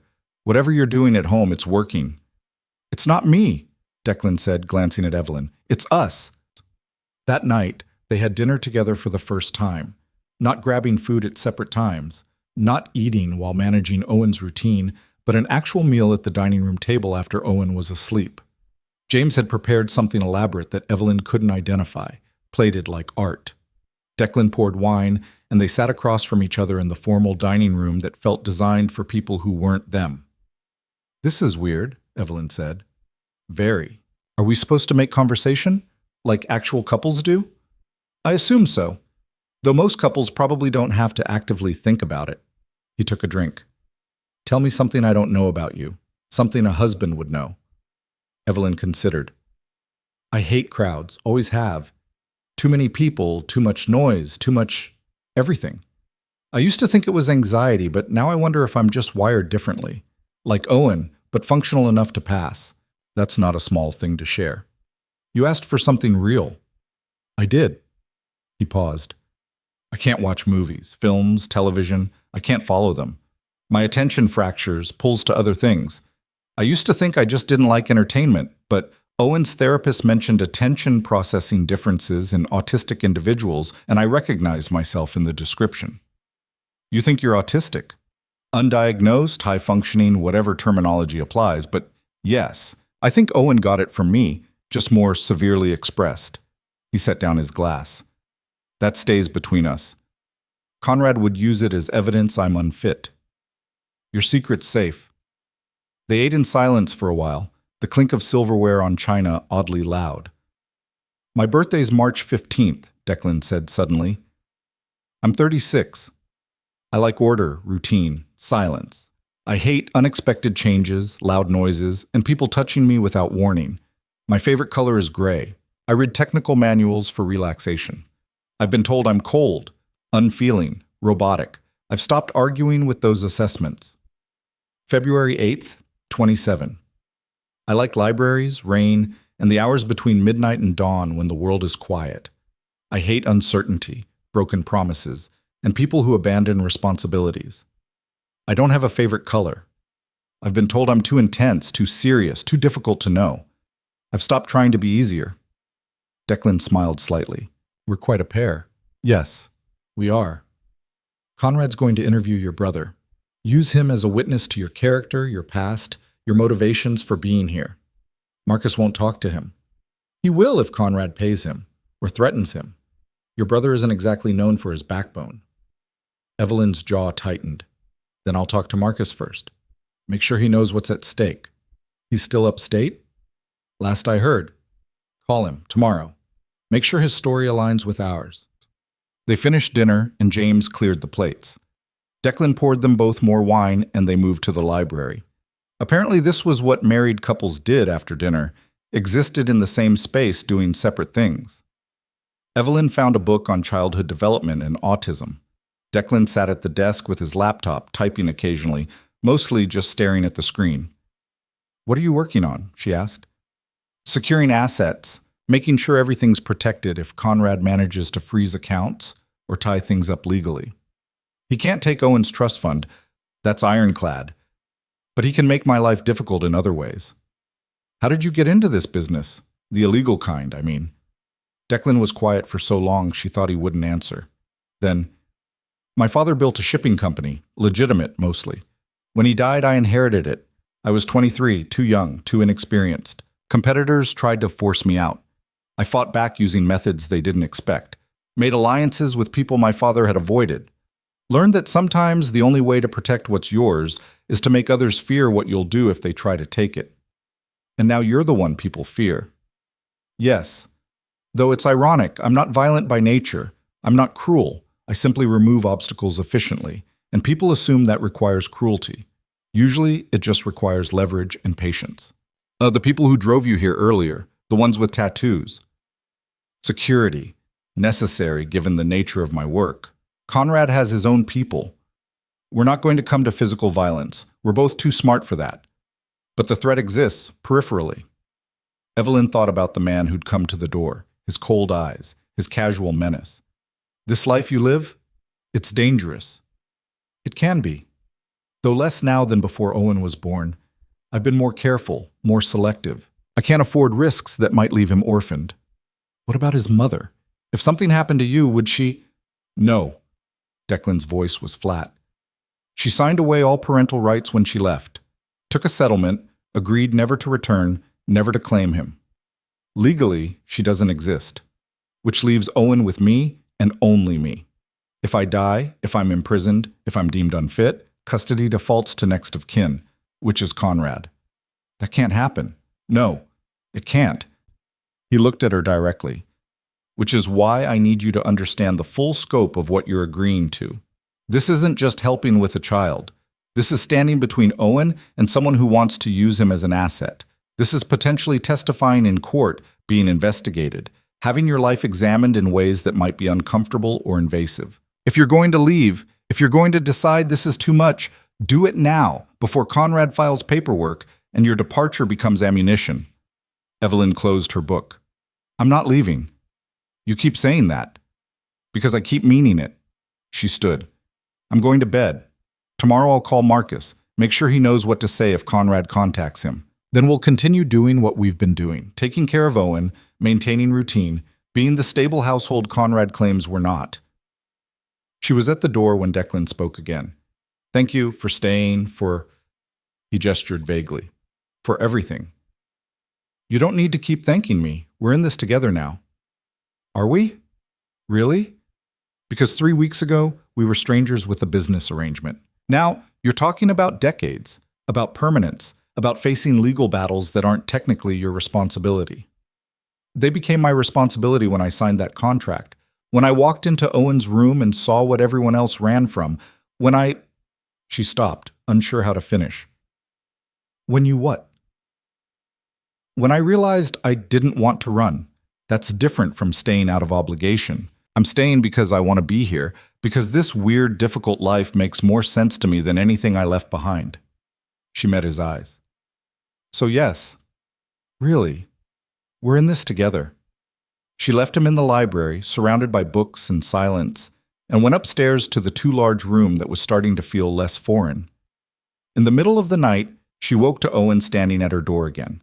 Not entering, just standing at the threshold, watching her with those dark, distant eyes. Can't sleep? She asked quietly.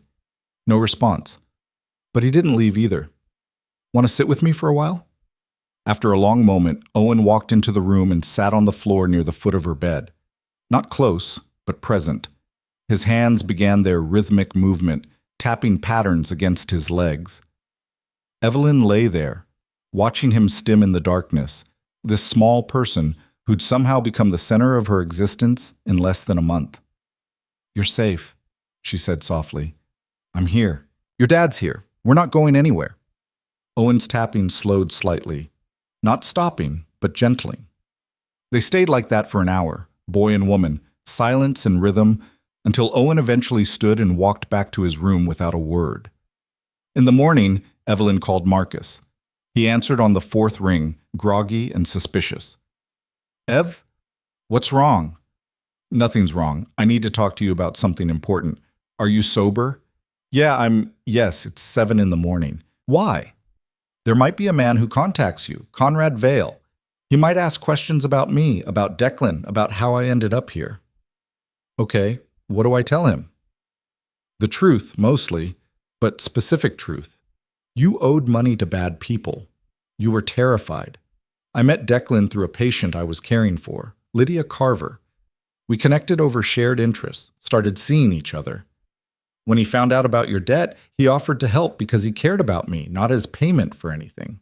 He settled it because he wanted to, because we were already serious. Then I moved in with him because we were in love. We got married because it felt right. Marcus was quiet. None of that is true. Legally, we're married. The rest is just adjusting context. Can you remember that version? Can you tell it convincingly if Conrad asks? Why would this Conrad guy care? Because he's trying to take Declan's son away, trying to prove our marriage is fake, that I'm here for money, that Declan's unfit. Your testimony matters. Jesus, Ev, what did you get yourself into? Something necessary. Can you do this? Can you stick to that version of events? I guess, yeah. Okay. He paused. Are you safe there? With this guy? Safer than I've been anywhere else. Marcus, I need you to promise me.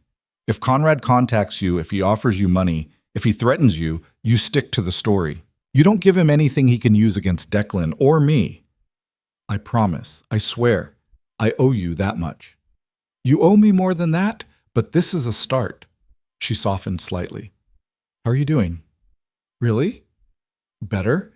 Aunt Carol's she's fine. I got a job at the hardware store. Nothing special, but it's steady. I haven't gambled in 3 weeks. That's good, Marcus. Keep it that way. They talked for a few more minutes, the conversation awkward in the way it always was between them. Decades of resentment and love tangled too tightly to separate. When she hung up, Declan was standing in her doorway. "You heard that," she said. "Most of it. Will he hold under pressure?" "I don't know. He wants to. Whether he's capable is different.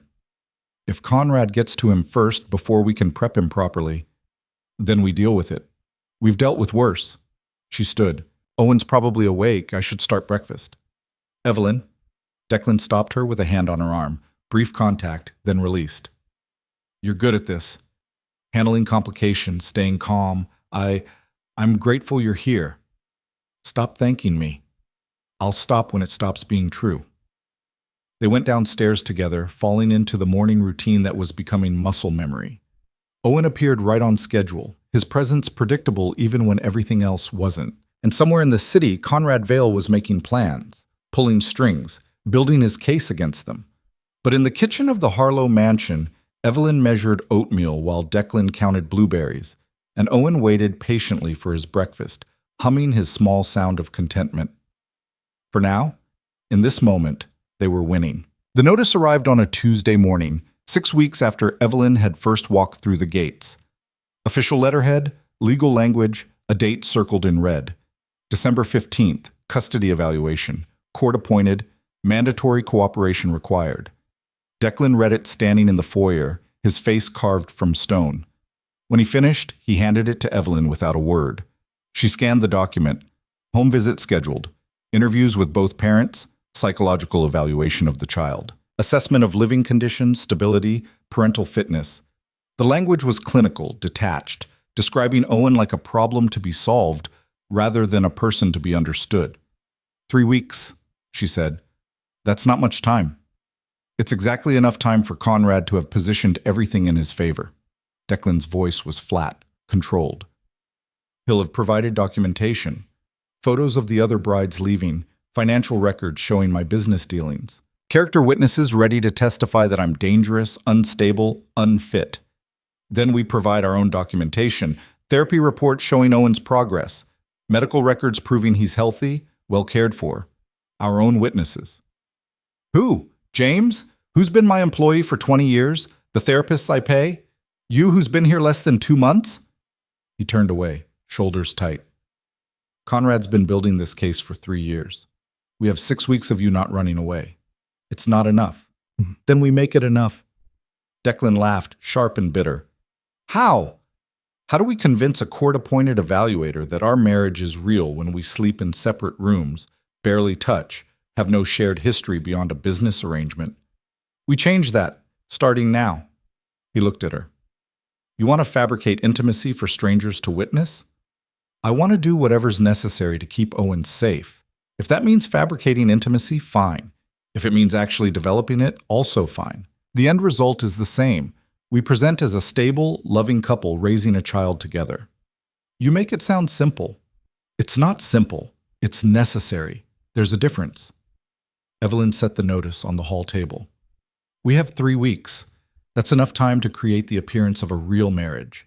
Enough time to prepare for every question they'll ask. Enough time to make sure our story is airtight. And Owen, how do we prepare him for strangers coming into his home, asking questions, disrupting his routine? Carefully, with visual schedules, with Sarah's help. We start today, building in extra flexibility so he learns to tolerate small disruptions. By the time the evaluator arrives, he'll have practiced enough that it won't destroy him. Declan stared at her. You've thought about this. I think about everything. I told you that. She moved toward the kitchen. Owen needs breakfast. While he eats, we'll start planning. We have work to do. Over the following days, the household shifted in subtle ways. Declan moved his evening work to the library instead of his office, present in shared spaces where Evelyn spent her time. They ate dinner together every night, no longer forcing conversation, but letting it develop naturally. Discussions about Owen's progress, about therapy techniques, about small household details that married couples would know about each other. James watched these changes with something that might have been approval. Sarah noticed during her Wednesday session and pulled Evelyn aside afterward. You and Declan seem more comfortable together, she observed. That's good for Owen. Children sense tension between caregivers, even nonverbal ones.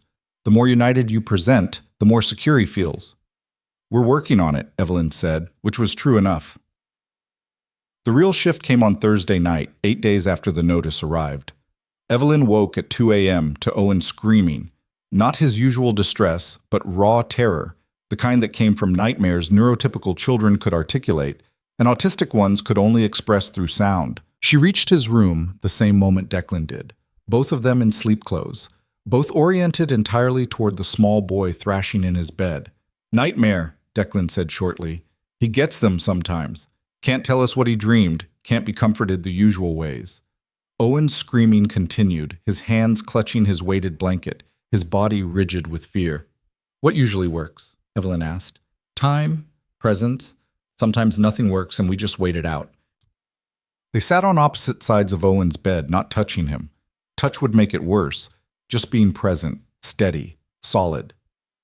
Declan began counting that same low rhythm he'd used during the storm. 1, 2, 3. Evelyn picked up the pattern. 4, 5, 6.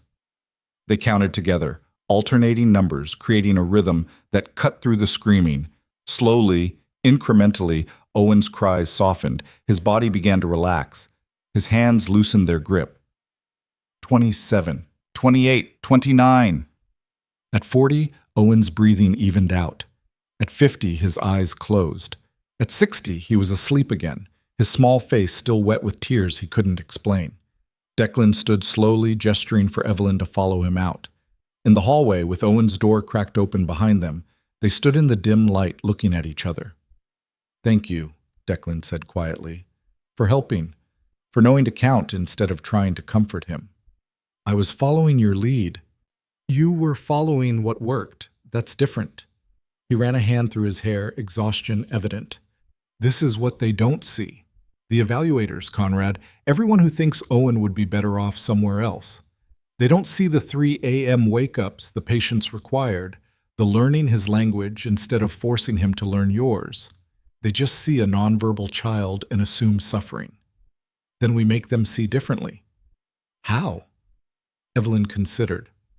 We document everything. Every therapy session, every meal, every routine. We create a record that proves Owen isn't just surviving here. He's thriving. We show them what Conrad would take him away from. Documentation can be faked. Character can be performed for cameras. True. But Owen's responses can't be faked. His comfort with us, his routines, his progress, that's real. They'll see it if we let them. Declan was quiet for a moment. You're not what I expected. Neither are you. What did you expect? The rumors. The danger. Someone cold, harsh, maybe cruel. She shrugged. Instead, I found a father who counts to 60 at 3 in the morning because numbers calm his son's nightmares. And you expected to marry a criminal and find yourself repulsed. Instead, you're standing in a hallway in your pajamas discussing custody strategy like it's normal. Nothing about this is normal. That's what makes it work. Something passed between them in the darkness, not attraction exactly, but recognition. Two people shaped by circumstance into forms that fit together unexpectedly well. We should sleep, Declan said finally. Tomorrow's Friday.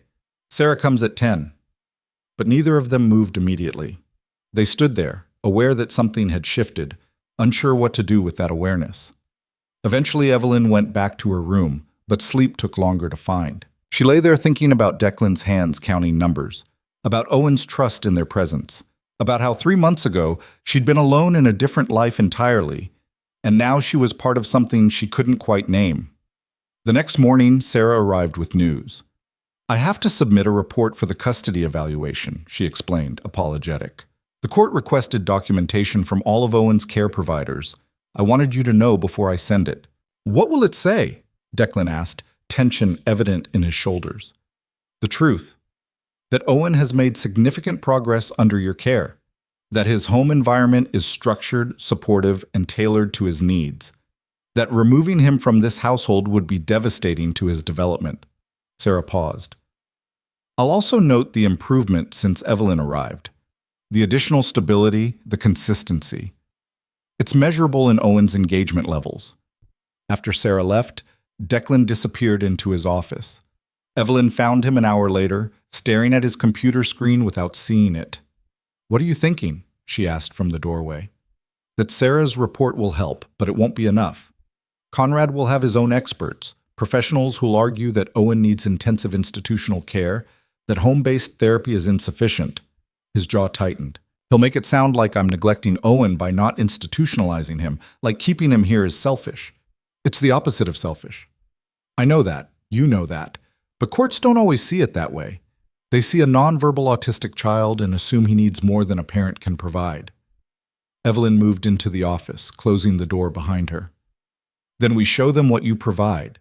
Not just therapy and routine, but love, understanding, acceptance of who Owen is, not trying to force him into who they think he should be. Love isn't measurable on evaluation forms. No, but its presence is observable. The way Owen comes to you when he's overwhelmed. The way he tolerates your touch when he won't tolerate anyone else's. The way he—" She stopped, remembering. "He came to my room that first time. To yours, he's been going his whole life. To mine, 3 weeks in.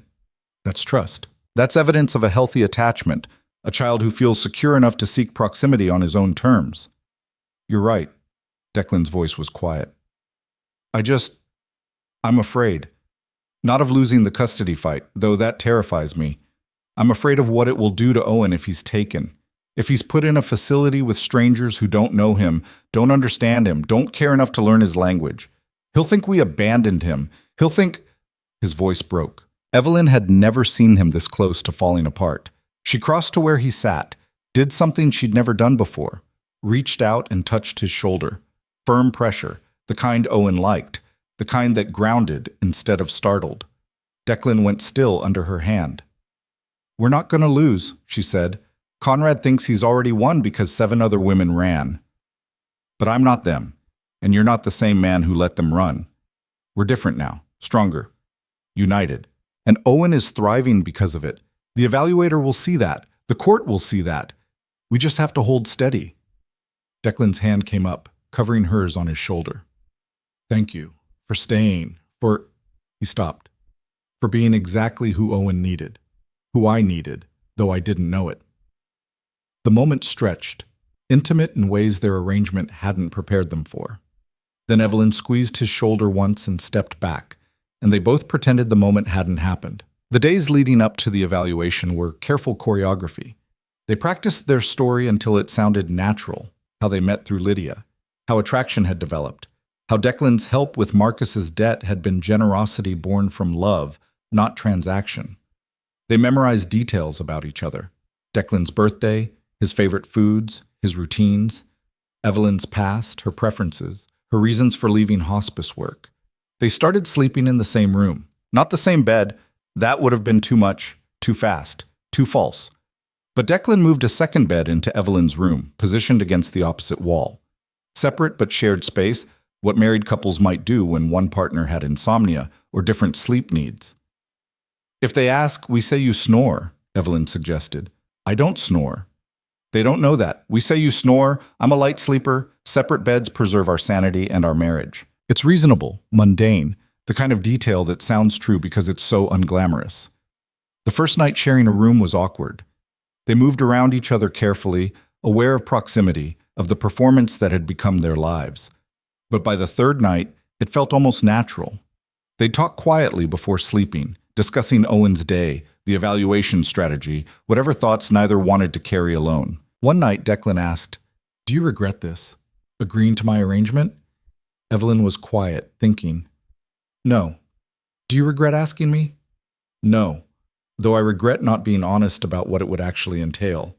The custody fight, Conrad, the scrutiny. You signed up to help with Owen, not to defend your character to strangers.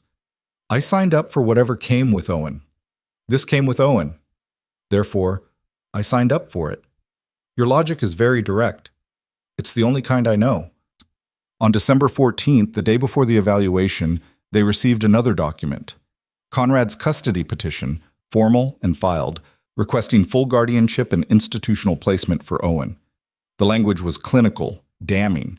It painted Declan as unstable, dangerous, incapable of providing adequate care, It described Owen as severely disabled, suffering under inadequate supervision, at risk in his current environment. It described Evelyn as a gold digger, a woman with a troubled past who'd entered a contract marriage for financial gain with no genuine attachment to the child. He has investigators, Declan said, reading the document. He knows about your mother, your childhood, the CPS visits. He's going to use all of it.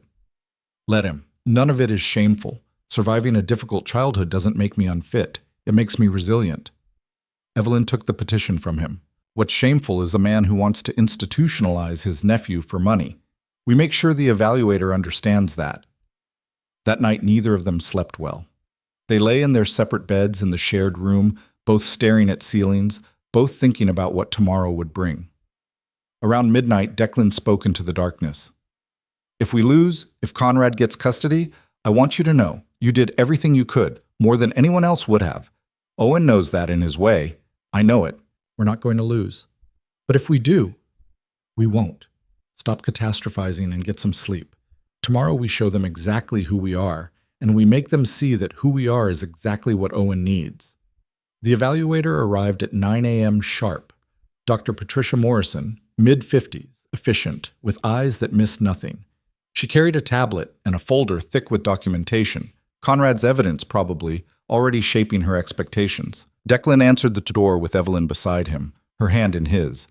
They'd practiced this, the casual intimacy of long-married couples. His hand was warm, steady, and she could feel his pulse elevated despite his calm expression. Mr. Harlow, Mrs. Harlow, I'm Dr. Morrison. Thank you for welcoming me into your home. Of course, Declan said. Please, come in. They gave her a tour first. The house, the grounds, Owen's specially designed playroom, the sensory-friendly spaces they'd created. Doctor.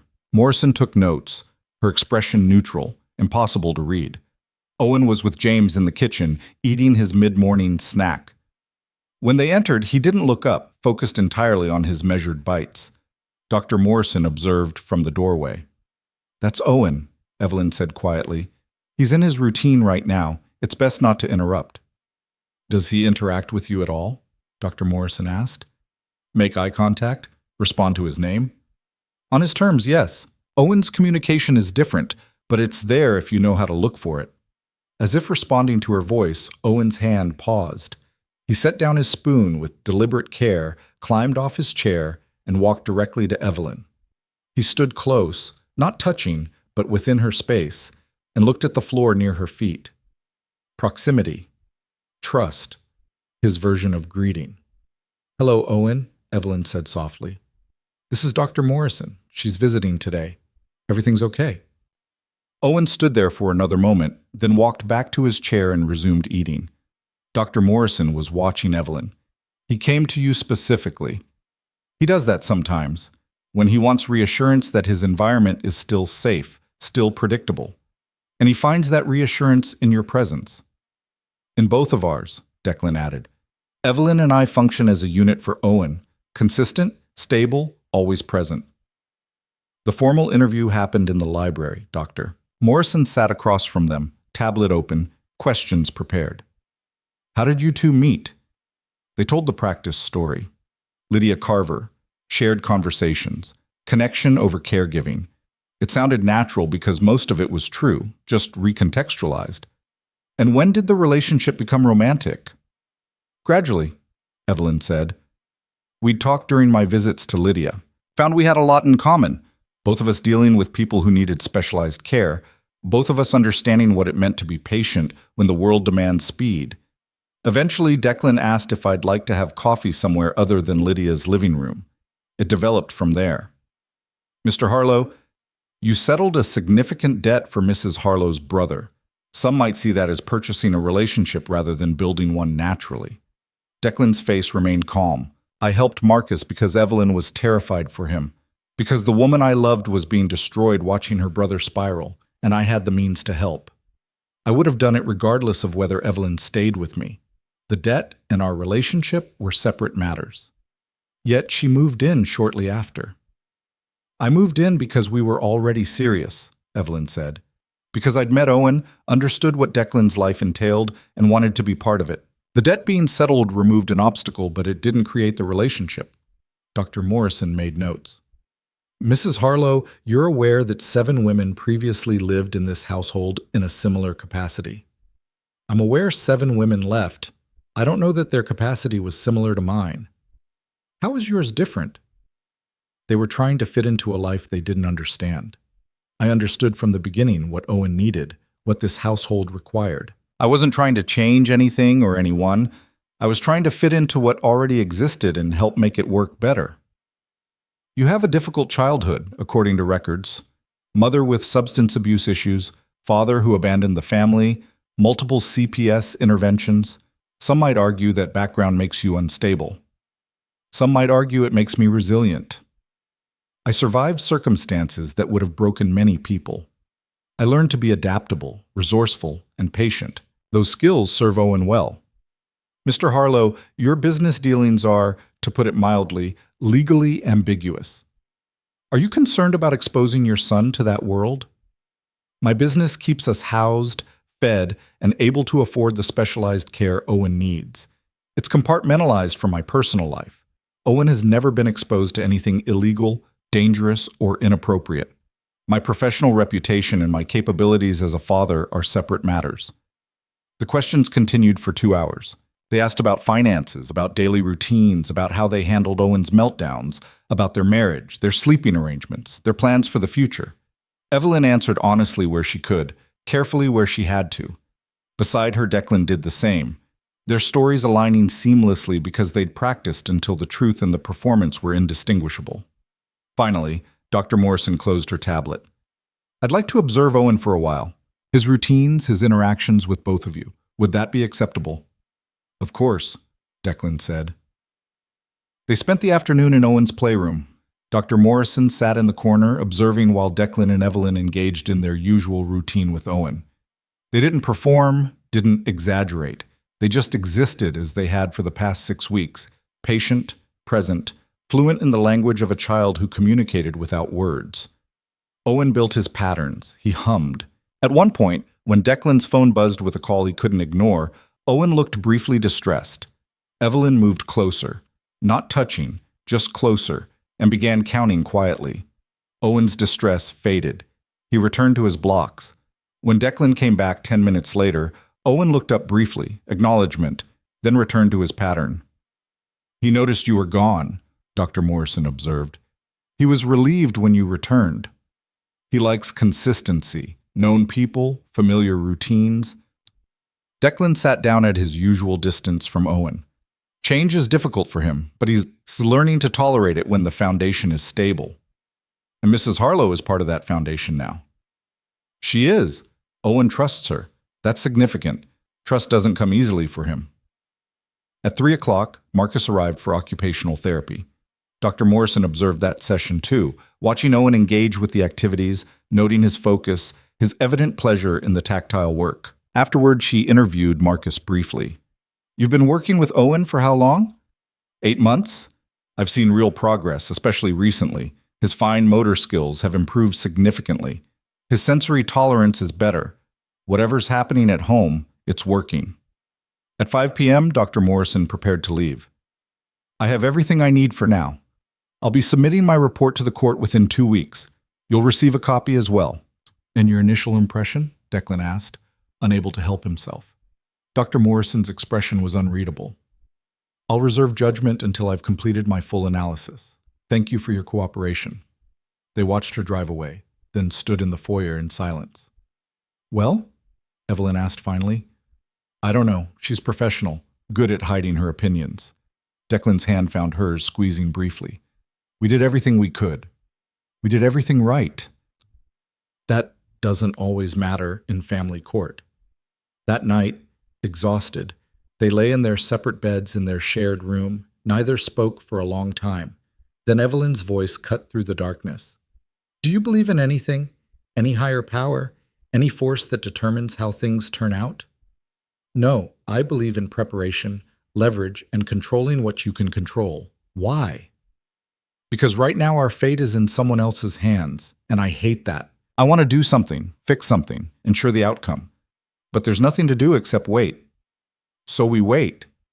And we keep doing what we've been doing, taking care of Owen, maintaining stability, being exactly who we've been.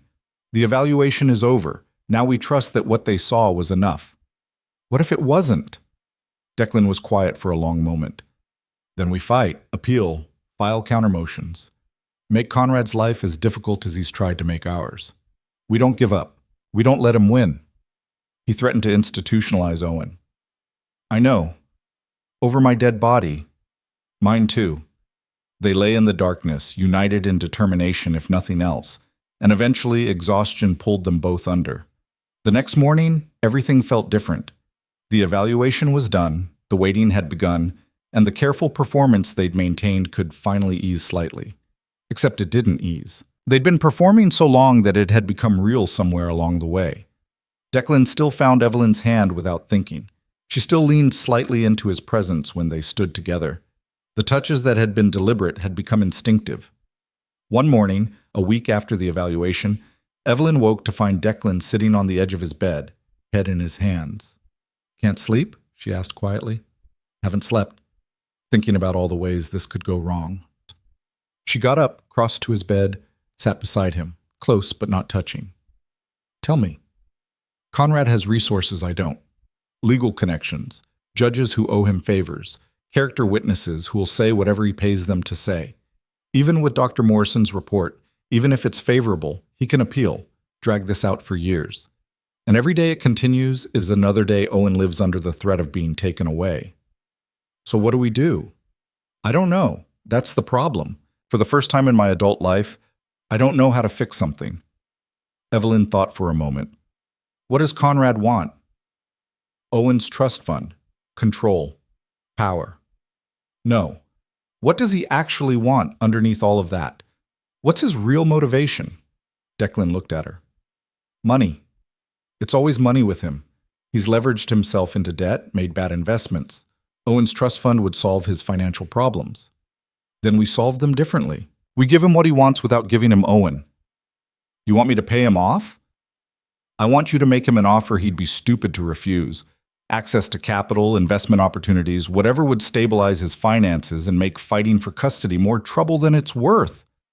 That's..." Declan stopped. "That might actually work. If I offer partnership in legitimate ventures, access to my networks, resources that solve his immediate problems, he might take it, especially if the alternative is a lengthy custody battle he might lose." "Exactly. You're good at leverage." "So, leverage." Declan looked at her like he was seeing something new. "You're brilliant. I'm practical. There's a difference." He reached out, tucked a strand of hair behind her ear, casual intimacy that startled them both. His hand lingered near her face for a moment, then dropped. "Thank you," he said quietly, "for thinking strategically when I'm thinking emotionally. For being your partner?" "Yes, my partner." The word hung between them, loaded with meanings neither wanted to examine too closely. Later that day, Declan made calls. Negotiations happened behind closed doors in languages Evelyn didn't speak, with people she'd never meet. She didn't ask for details. She just kept Owen's routine stable, kept the household functioning, kept being the foundation that allowed Declan to handle everything else. 3 days later, Conrad arrived at the house. Declan met him in the study, the door closed. Evelyn stayed in the library with Owen, listening to the rise and fall of voices through the walls. The meeting lasted 90 minutes. When Conrad left, his expression was thoughtful rather than hostile. Declan emerged looking exhausted but grimly satisfied. He's considering the offer. Partnership in 3 ventures, guaranteed returns, resources to stabilize his finances. In exchange, he withdraws the custody petition and agrees not to pursue it again. Will he take it? Probably. It solves his problems without the uncertainty of court, and I made it clear that if he doesn't take it, I'll bury him, financially, legally, every way that matters. He believes me because he should. I'm fully capable of it. So we wait again. We wait.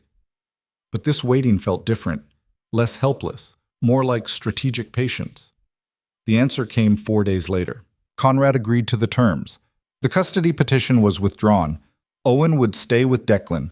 The threat that had hung over them for months, years for Declan, was finally, definitively gone. When Declan told her, Evelyn felt something loosen in her chest that she hadn't realized was there. It's over? It's over. Owen is safe. Conrad is handled. We won. We won, she repeated, and the pronoun felt significant. Not you, not I, but we. That night they celebrated quietly. James prepared Owen's favorite meal, and after the boy was asleep, Declan opened an expensive bottle of something that probably cost more than Evelyn had made in a year at the hospice. They sat in the library, the fire burning, the relief palpable. What happens now? Evelyn asked. The contract was for a year. We're not even halfway through. But the custody fight is over. You don't need me to stay for that anymore. Declan was quiet for a long moment. Do you want to leave? I asked you first. I don't want you to leave. Owen needs you. He stopped. I need you. Not for the custody fight. Not for appearances. Just because you're part of this now. Part of us. I don't want to leave either. This weird, complicated life. It makes more sense than anything I left behind. She looked at him directly. So I guess we keep going. Keep being whatever this is. A family, Declan said quietly. I think this is a family. Evelyn tested the word silently. Family. She'd never really had one, not one that functioned, not one that stayed. Okay, we're a family. They sat in comfortable silence, the fire crackling, the house settling around them.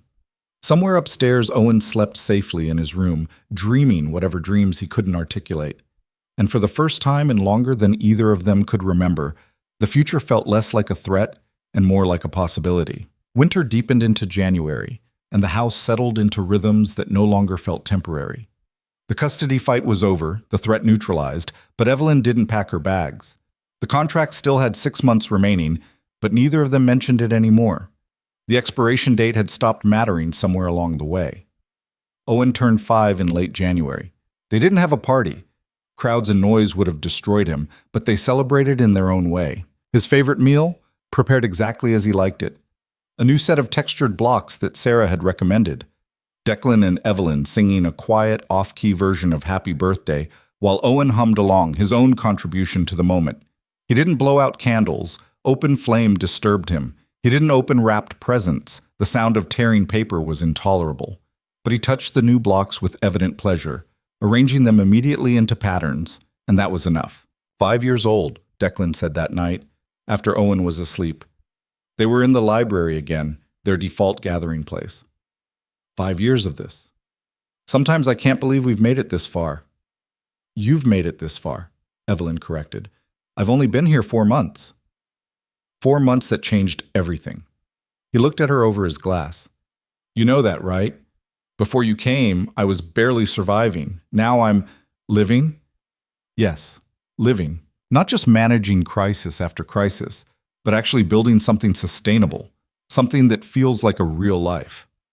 Evelyn was quiet, unsure how to respond to that level of honesty. They'd grown comfortable with each other, but this felt different, more vulnerable, more true. I'm not going anywhere, she said finally, when the contract expires. I know we haven't discussed it explicitly, but I'm not leaving. You don't have to stay out of obligation. I'm not. I'm staying because this is where I want to be, because Owen trusts me, because you... She stopped, not quite ready to finish that thought. Because I what? Because you've become someone I don't want to leave. You and Owen both. This household, this weird little family we've built, it's mine now. I'm not giving it up. Declan set down his glass and crossed to where she sat. He knelt in front of her chair, his gray eyes level with hers, his expression serious. Then stay. Not because of a contract, not because of obligation or duty or whatever legal language we signed. Stay because you want to. Stay because this is real now. It is real. Then we should make it official. Actually official, not just legally binding paperwork. A real marriage, if you want that. If you want... He stumbled over the words. If you want me. Evelyn's breath caught. You're asking me to marry you? We're already married. We're contractually bound. That's different from choosing each other. I'm asking if you want to choose this. Choose us. She looked at him. This man who'd been a stranger 4 months ago, who'd become her partner, her co-parent, her friend. This man who counted to 60 at 3 a.m. and built his entire life around a child the world called broken. This man who'd given her purpose when she'd been drowning in her brother's mistakes and her own invisibility. Yes, she said simply. I choose this. I choose us. Declan's hands came up to cup her face, his thumbs brushing her cheekbones. I don't know how to do this. Relationships, romance, normal courtship. I've never been good at any of it. I don't need normal, I just need honest. Then honestly, I think I've been falling in love with you since you sat on Owen's floor that first night and didn't try to force him to acknowledge you. Since you stayed through the storm and didn't run when he screamed. Since you stood up to Conrad and told him he couldn't see Owen because you understood, instinctively, that protecting Owen's routine mattered more than social niceties. That's a very specific list. I'm a specific person. You know that about me. I do. She leaned forward, her forehead touching his. Honestly, I don't know when it happened for me. It was gradual. One morning, I woke up and realized I wasn't counting days until the contract expired. I was hoping it would never expire. That this, you, Owen, this life, would just continue indefinitely. It can. It will, if you want it. I want it. He kissed her then, carefully, like she might break or flee. She kissed him back with more certainty, her hands finding his shoulders, grounding them both. When they broke apart, Declan was smiling, genuinely smiling, not the careful expression he showed the world, but something real and unguarded. We should do this properly, he said. Not the legal arrangement we already have, an actual wedding, something small, just us and Owen, and maybe James and the therapists, something that marks this as real. Owen won't tolerate a traditional ceremony. Then we do it here, in the garden.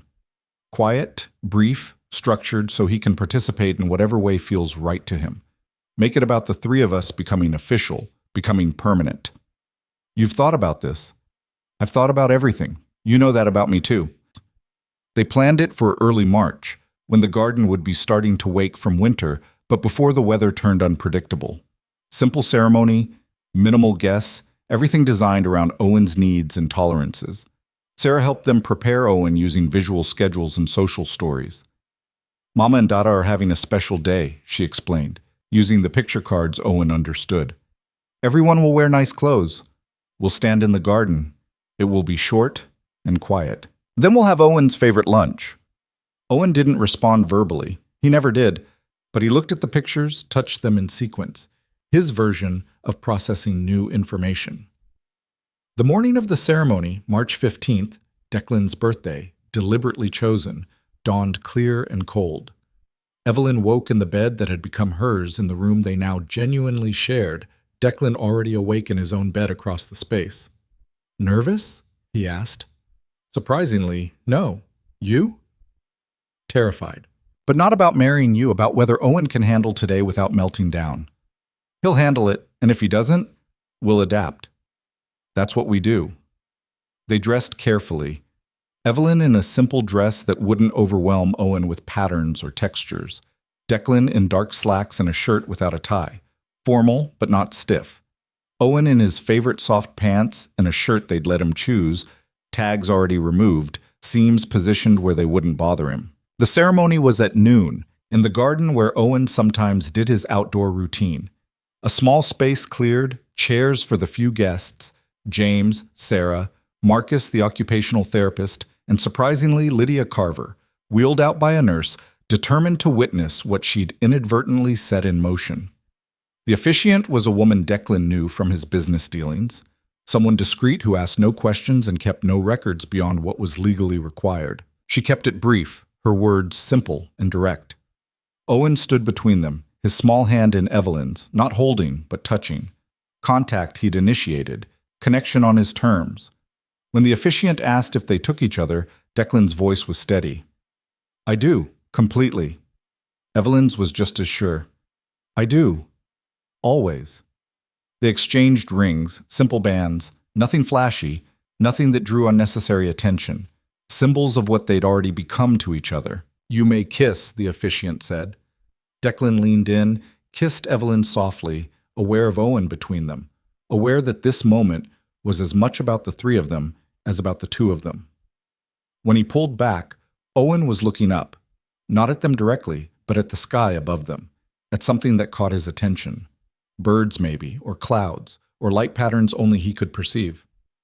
"We're married," Evelyn said, testing the words. "We were always married. Now it's just true in every sense." Declan's hand found hers over Owen's head, their small family unit complete and official. The celebration afterward was exactly what Owen needed. His routine maintained, his favorite food served, no loud music or overwhelming crowds. Just the people who mattered, existing quietly together in the house that had become home. Lydia pulled Evelyn aside at one point, her old hands surprisingly strong. "You did it. You stayed." "I did." "Declan's different now, lighter. Owen's different too, more engaged, more present. You did that. We did that, all of us together. Maybe, but you were the catalyst, the one who didn't run when it got hard." Lydia smiled. "I knew you would be. That's why I told you about him." "You match made us?" "I saw two people who needed each other and gave them a reason to meet. What happened after was up to you." She patted Evelyn's hand. "I'm glad you made it real. Glad you chose each other." "So am I." The winter months gave way to spring, and with the changing season came other changes. Declan began restructuring his business, shifting from the gray areas that had defined his reputation toward more legitimate ventures. Not completely legal, he still had connections, still handled problems in unconventional ways, but safer, more sustainable for a man with a family to protect. "Conrad's partnership is actually working," he told Evelyn one evening. "He's making money, staying out of trouble, leaving us alone. Turns out giving him what he needed was more effective than fighting him. Sometimes the best victory is the one where nobody loses." Spoken like someone who's never enjoyed winning. "I've never had much to win. This, you, Owen, this life. This is my first real victory. I'm not interested in rubbing anyone's face in it. I just want to keep it." Owen continued making progress. Small gains that would seem insignificant to outsiders, but were monumental to those who understood his language. He started using more picture cards to communicate wants and needs. He tolerated unexpected sounds better, recovering faster from sensory overload. He sought proximity more often, standing near Evelyn or Declan when the world felt too large. One morning in April, Evelyn woke to find Owen sitting on the floor beside her bed, not at the foot, but right beside it, his small hand resting on the mattress near her arm. Not touching her, but close, closer than he'd ever been voluntarily. "Morning, Owen," she said softly, not moving, not disturbing whatever had brought him here. He hummed, that sound of contentment, and stayed there while she woke slowly, while Declan stirred in his own bed and registered the scene with quiet wonder. "He's never done that," Declan whispered. "Been that close by choice. He's doing it now." They stayed frozen, not wanting to break the moment, until Owen eventually stood and walked out, his routine calling him toward breakfast. "Progress," Declan said. "Yes, progress." In May, Marcus called. Not the occupational therapist, Evelyn's brother, calling for the first time in months. "I wanted to tell you myself," he said, his voice different, steadier. "I've been sober 4 months, really sober, not just not gambling sober. I got a sponsor, started attending meetings. I'm trying to be better." "That's good, Marcus, really good. I know I can never repay you for what you did, for what you sacrificed to save me, but I want you to know I'm not wasting it. I'm making it count. You don't owe me repayment. Just keep doing what you're doing. Keep being better." "I will." "And Ev, I'm happy you stayed there. With Declan and Owen, you sound different, lighter, like you finally found where you belong." "I did. I really did." When she hung up, Declan was watching from the doorway. "Your brother?" "He's doing well. Actually well, not just saying it." "Good. You deserve that peace, knowing he's okay. We both deserve peace. We've earned it." He crossed to where she stood, pulled her into his arms, casual affection that had become natural over the past months. She leaned into him, breathing in his familiar scent, feeling the steady beat of his heart. "I love you," he said. Simple statement, no fanfare. "I love you too, you and Owen both." "He loves you in his way," You know that, right? The proximity he seeks, the trust he shows, the way he calms when you're near, that's love. His version of it. I know, it's enough. It's more than enough. Summer arrived, and with it came new routines. Owen tolerated the pool now, the sensory input of water soothing rather than overwhelming when approached on his terms. They'd spend afternoons there, Owen floating with his weighted vest, Evelyn and Declan nearby, but not hovering, letting him explore this new experience at his own pace. James retired in July, his age finally catching up with his willingness to work. They threw him a quiet party. Nothing overwhelming, just acknowledgement of decades of service, and he pulled Evelyn aside before he left. "You proved me wrong," he said. "I thought you'd run like the others. Thought 3 weeks was luck, not staying power. I'm glad I was wrong." "So am I. Take care of them. Owen and Mr. Harlow both. They need you more than they'll probably ever say." "I know, and they're taking care of me too. It goes both ways." His replacement was younger, quieter, a woman named Margaret, who understood Owen's needs instinctively and asked few questions about the household's unconventional structure. She fit in seamlessly, another piece of the stable foundation they'd built. In August, Sarah brought news. "I'm moving, taking a position at a research hospital in Boston. I'm so sorry. I know consistency matters for Owen, and leaving disrupts that."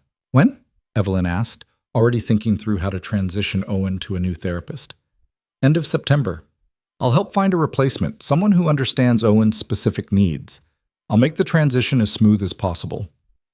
They spent the next month preparing Owen for the change, using visual schedules and careful repetition.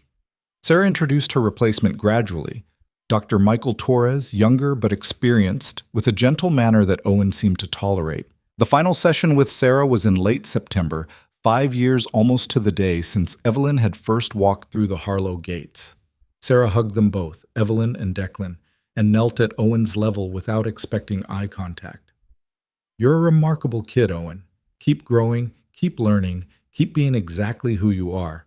Dr. Torres will take good care of you." Owen didn't respond, but his hand reached out briefly, touching Sarah's arm, contact he'd initiated, goodbye in his language. Then he walked away, returning to his blocks, processing the change in the only way he knew how. "That was huge," Sarah said, wiping her eyes. "Him touching me goodbye, he's come so far." "You helped him get there," Declan said. "We're grateful." "No, you did this, you too, building a home where he feels safe enough to grow. I just provided tools. You provided everything else." Autumn came, painting the grounds in colors Owen found fascinating. He'd stand at the windows, watching leaves fall, tracking their descent with unusual focus. Declan and Evelyn would stand with him sometimes, sharing his observation, seeing the world through eyes that noticed patterns they'd miss. One October evening, after Owen was asleep, they sat in the library, their space, their ritual, their time together. "The contract expired last month," Declan said suddenly. "I almost didn't notice. It stopped mattering so long ago." "It did. We stopped being a contract and became something real. More than real, essential." He turned to face her fully. "I can't imagine this life without you anymore. Can't imagine raising Owen alone. Can't imagine my days without you in them. You've become everything?" "Yes, everything." She moved from her chair to his, settling into his lap, her head on his shoulder. "You're everything to me too. You and Owen both. This strange, beautiful life we've built. It is beautiful, isn't it? Despite the hard parts, despite the meltdowns and the sleepless nights and the constant vigilance. It's beautiful because it's ours." "Because it's ours," she agreed. They sat in comfortable silence, the fire crackling, the house settling around them. Upstairs, Owen slept in his carefully structured room, safe and loved and understood. The threat of Conrad was long past. The custody fight was won. The performance they'd maintained had transformed into genuine partnership, genuine love, genuine family. Winter returned, completing the cycle. 1 year since the custody evaluation, since the threat had loomed largest, since they'd fought to keep Owen safe. On December 15th, the anniversary of that evaluation, they didn't mark it with ceremony. Instead, they did what they did every day. Maintained Owen's routines, managed his needs, existed as the stable foundation that allowed him to thrive. But that night, After Owen was asleep, Declan produced a folder. I had papers drawn up. Official adoption papers. I want to adopt you as Owen's legal mother. Not just my wife, but his parent. Equally responsible, equally empowered. If something happens to me, you'll have full custody. No questions, no fights, no Conrad trying to intervene. Evelyn took the papers, reading through the legal language that would make official what had been true for months. You're sure? I've never been more sure of anything. You're his mother in every way that matters. This just makes it legal. Then yes, absolutely yes. They signed the papers that night, witnessed by Margaret, made official in the eyes of the law what had been true in their hearts for longer than either could pinpoint. Christmas came, and they celebrated Owen's way. No overwhelming decorations, no loud music, just small acknowledgments of the season. A tree with lights Owen found soothing rather than disturbing. Presents opened without wrapping paper, given days before the actual holiday, so the day itself could be routine and peaceful. Owen received new sensory toys, new blocks, new tools for exploring his world. Evelyn gave Declan a book on autism and neurodiversity written by autistic adults, perspectives on the condition from inside rather than outside. Declan gave Evelyn a necklace with 3 stones, one for each of them, he explained, their small family represented in silver and gems. On Christmas morning, while Owen played with his new blocks, building patterns of increasing complexity, Evelyn and Declan sat together watching him. He's happy, Declan observed. Really happy. You can see it in how he moves, how he hums, how he engages with his world. We're all happy. That's what we built here. Not perfection, not some fairy tale version of family, just real happiness, earned through patience and understanding and choosing each other every day. Do you ever regret it? Saying yes to my arrangement? Walking into this life? Evelyn thought about who she'd been a year and a half ago. Invisible, exhausted, drowning in her brother's mistakes, caring for dying strangers who never remembered her name. She thought about the woman who'd stood outside these gates in the rain, desperate and scared and willing to do anything to save Marcus. No, not once, not ever. This life, this family, it's everything I didn't know I needed, everything I didn't think existed. You saved us. You know that, right? Owen and me both. We were surviving before you came. Now, we're thriving. We saved each other. That's what family does. The new year arrived quietly. They didn't do parties or celebrations, too overwhelming for Owen, too unnecessary for Evelyn and Declan. They just continued existing together, building routines that felt less like structure and more like home. In February, on Evelyn's birthday, Declan surprised her with something unexpected. I started a foundation for families with autistic children to provide resources, therapy funding, respite care, things we've been lucky enough to afford, but most families can't. I named it the Evelyn Pierce Foundation. She stared at him. You named it after me? After us. After what we learned building this household. That autistic children don't need fixing. They need understanding. They need patience. They need people willing to learn their language instead of forcing them to learn ours. The foundation will help families do that. She couldn't finish, tears threatening. That's everything. You taught me that Owen's differences aren't deficits. That his way of being in the world is valid and valuable. That forcing him to mask or pretend or perform neurotypicality is cruelty, not help. I want other families to learn that too. The foundation launched in March, funded by Declan's legitimate business ventures and managed by professionals who understood neurodiversity not as pathology, but as difference. Within months, they were helping dozens of families. Within a year, hundreds. Owen turned 6 in January of the following year, 2 full years after Evelyn had first arrived. The changes were measurable now, documented in therapy reports and progress notes. His communication had expanded through picture cards and some basic sign language. His sensory tolerance had improved. His meltdowns were less frequent, less severe, more manageable when they occurred. But more than the measurable changes, there was something else. A security that showed in how he moved through his world. A trust that showed in how he sought proximity to Evelyn and Declan. A peace that came from knowing his environment was stable, his caregivers were constant, his needs were understood and accommodated rather than punished or pathologized. One March morning, 3 years after that first night, when Evelyn had stood in Owen's doorway watching him rock and hit the wall, she woke to find him standing beside her bed again. But this time, he didn't just stand there. His small hand reached out, touched her arm. Deliberate contact, gentle pressure, connection on his terms. "Hi, Owen," she whispered, not moving, not disturbing the moment. He kept his hand there for several seconds. Then he leaned forward slightly, his forehead touching her shoulder, the closest thing to a hug he'd ever initiated. Evelyn's eyes filled with tears. Across the room, Declan was awake, witnessing this, understanding the significance. Owen straightened, his hand leaving her arm, and walked out, breakfast routine calling him. But the moment remained, suspended in memory, proof of trust so deep it manifested physically. 3 years, Declan said softly. 3 years of you being here, being constant, being safe. That's what that was. Him saying thank you in the only way he can. I know. I know exactly what it was. They lay there for a moment longer, grateful for this small miracle, this proof that patience and understanding and love, even love expressed in unconventional ways, could transform everything.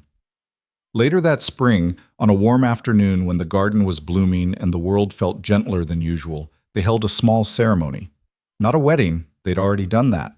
This was something different, an adoption finalization party, marking the day the papers officially declared Evelyn as Owen's legal mother. The same small group attended: Margaret, Dr. Torres, a few other therapists and teachers who'd become part of Owen's world. Lydia Carver had passed away over the winter, peacefully in her sleep, but Evelyn felt her presence anyway, grateful for the old woman who'd seen potential where others saw only transaction. Owen sat in the garden with his blocks, building patterns while adults celebrated around him. He didn't understand the significance, not in words, not in traditional ways, but he was calm, content, existing in his space while his people existed in theirs. That evening, after everyone left and the house returned to its usual quiet, the three of them sat in the library. Owen had brought his blocks inside, building on the floor between Evelyn's and Declan's chairs. Not separate from them, but part of the unit, the three of them existing together in comfortable silence. "This is it," Declan said quietly. "This is what I always hoped for and didn't think possible.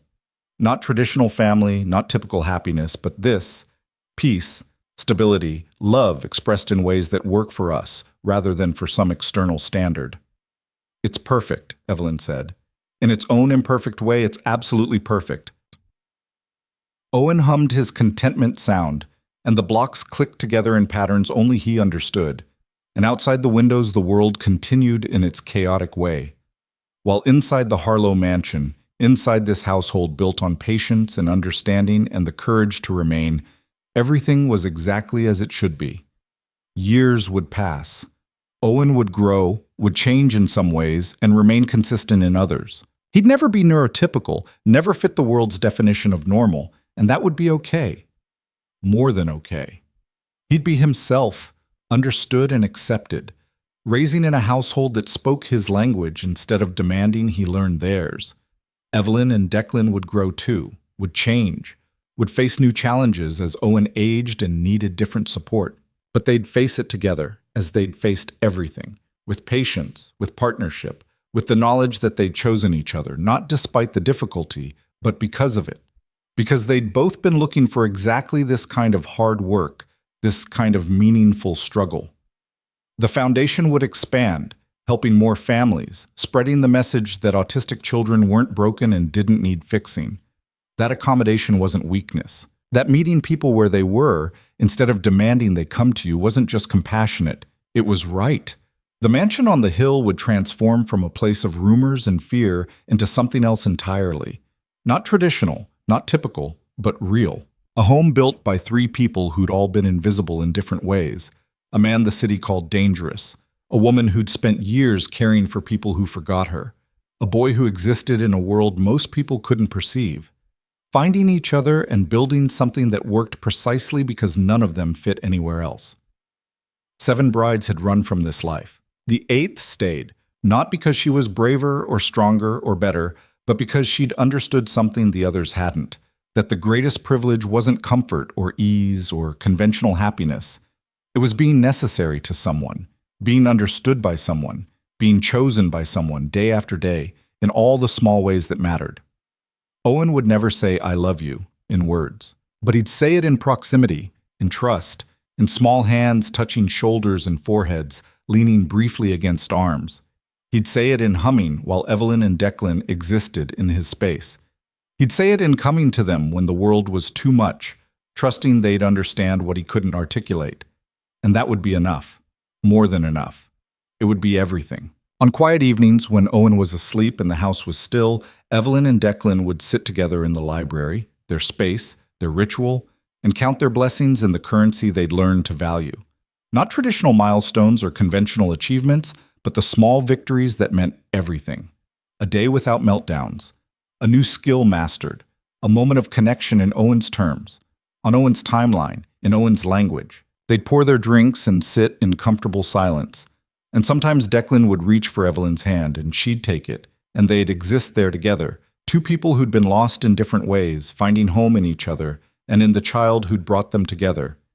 And in his room upstairs, Owen would sleep peacefully, safe and loved and understood, surrounded by people who'd learned to see the world through his eyes instead of demanding he see it through theirs. The city's rumors would fade. The whispers would die. Eventually, people would forget there had ever been 7 brides before Evelyn, would forget the stories of curses and danger and things too dark to name. What they'd remember instead, if they remembered anything at all, was that once there was a man who'd seemed unreachable and a woman who'd seemed ordinary, and together with a boy who didn't speak, they'd built something extraordinary in its absolute ordinariness. A home, a family, a life that worked because they'd stopped trying to force it into shapes it didn't fit, and instead built something entirely their own. And when people asked Evelyn years later, decades later, why she'd stayed when 7 others had run, she'd give them the simplest answer, the truest one. Because they needed me, and I needed them. And sometimes that's all it takes. The mansion stood on its hill, lights burning in windows that had once been dark. Inside, a family existed. Not the family anyone had expected, not the family anyone would have predicted, but a family nonetheless. Real and permanent and built to last. And that, in the end, was the only story that mattered. The one where everyone chose to stay.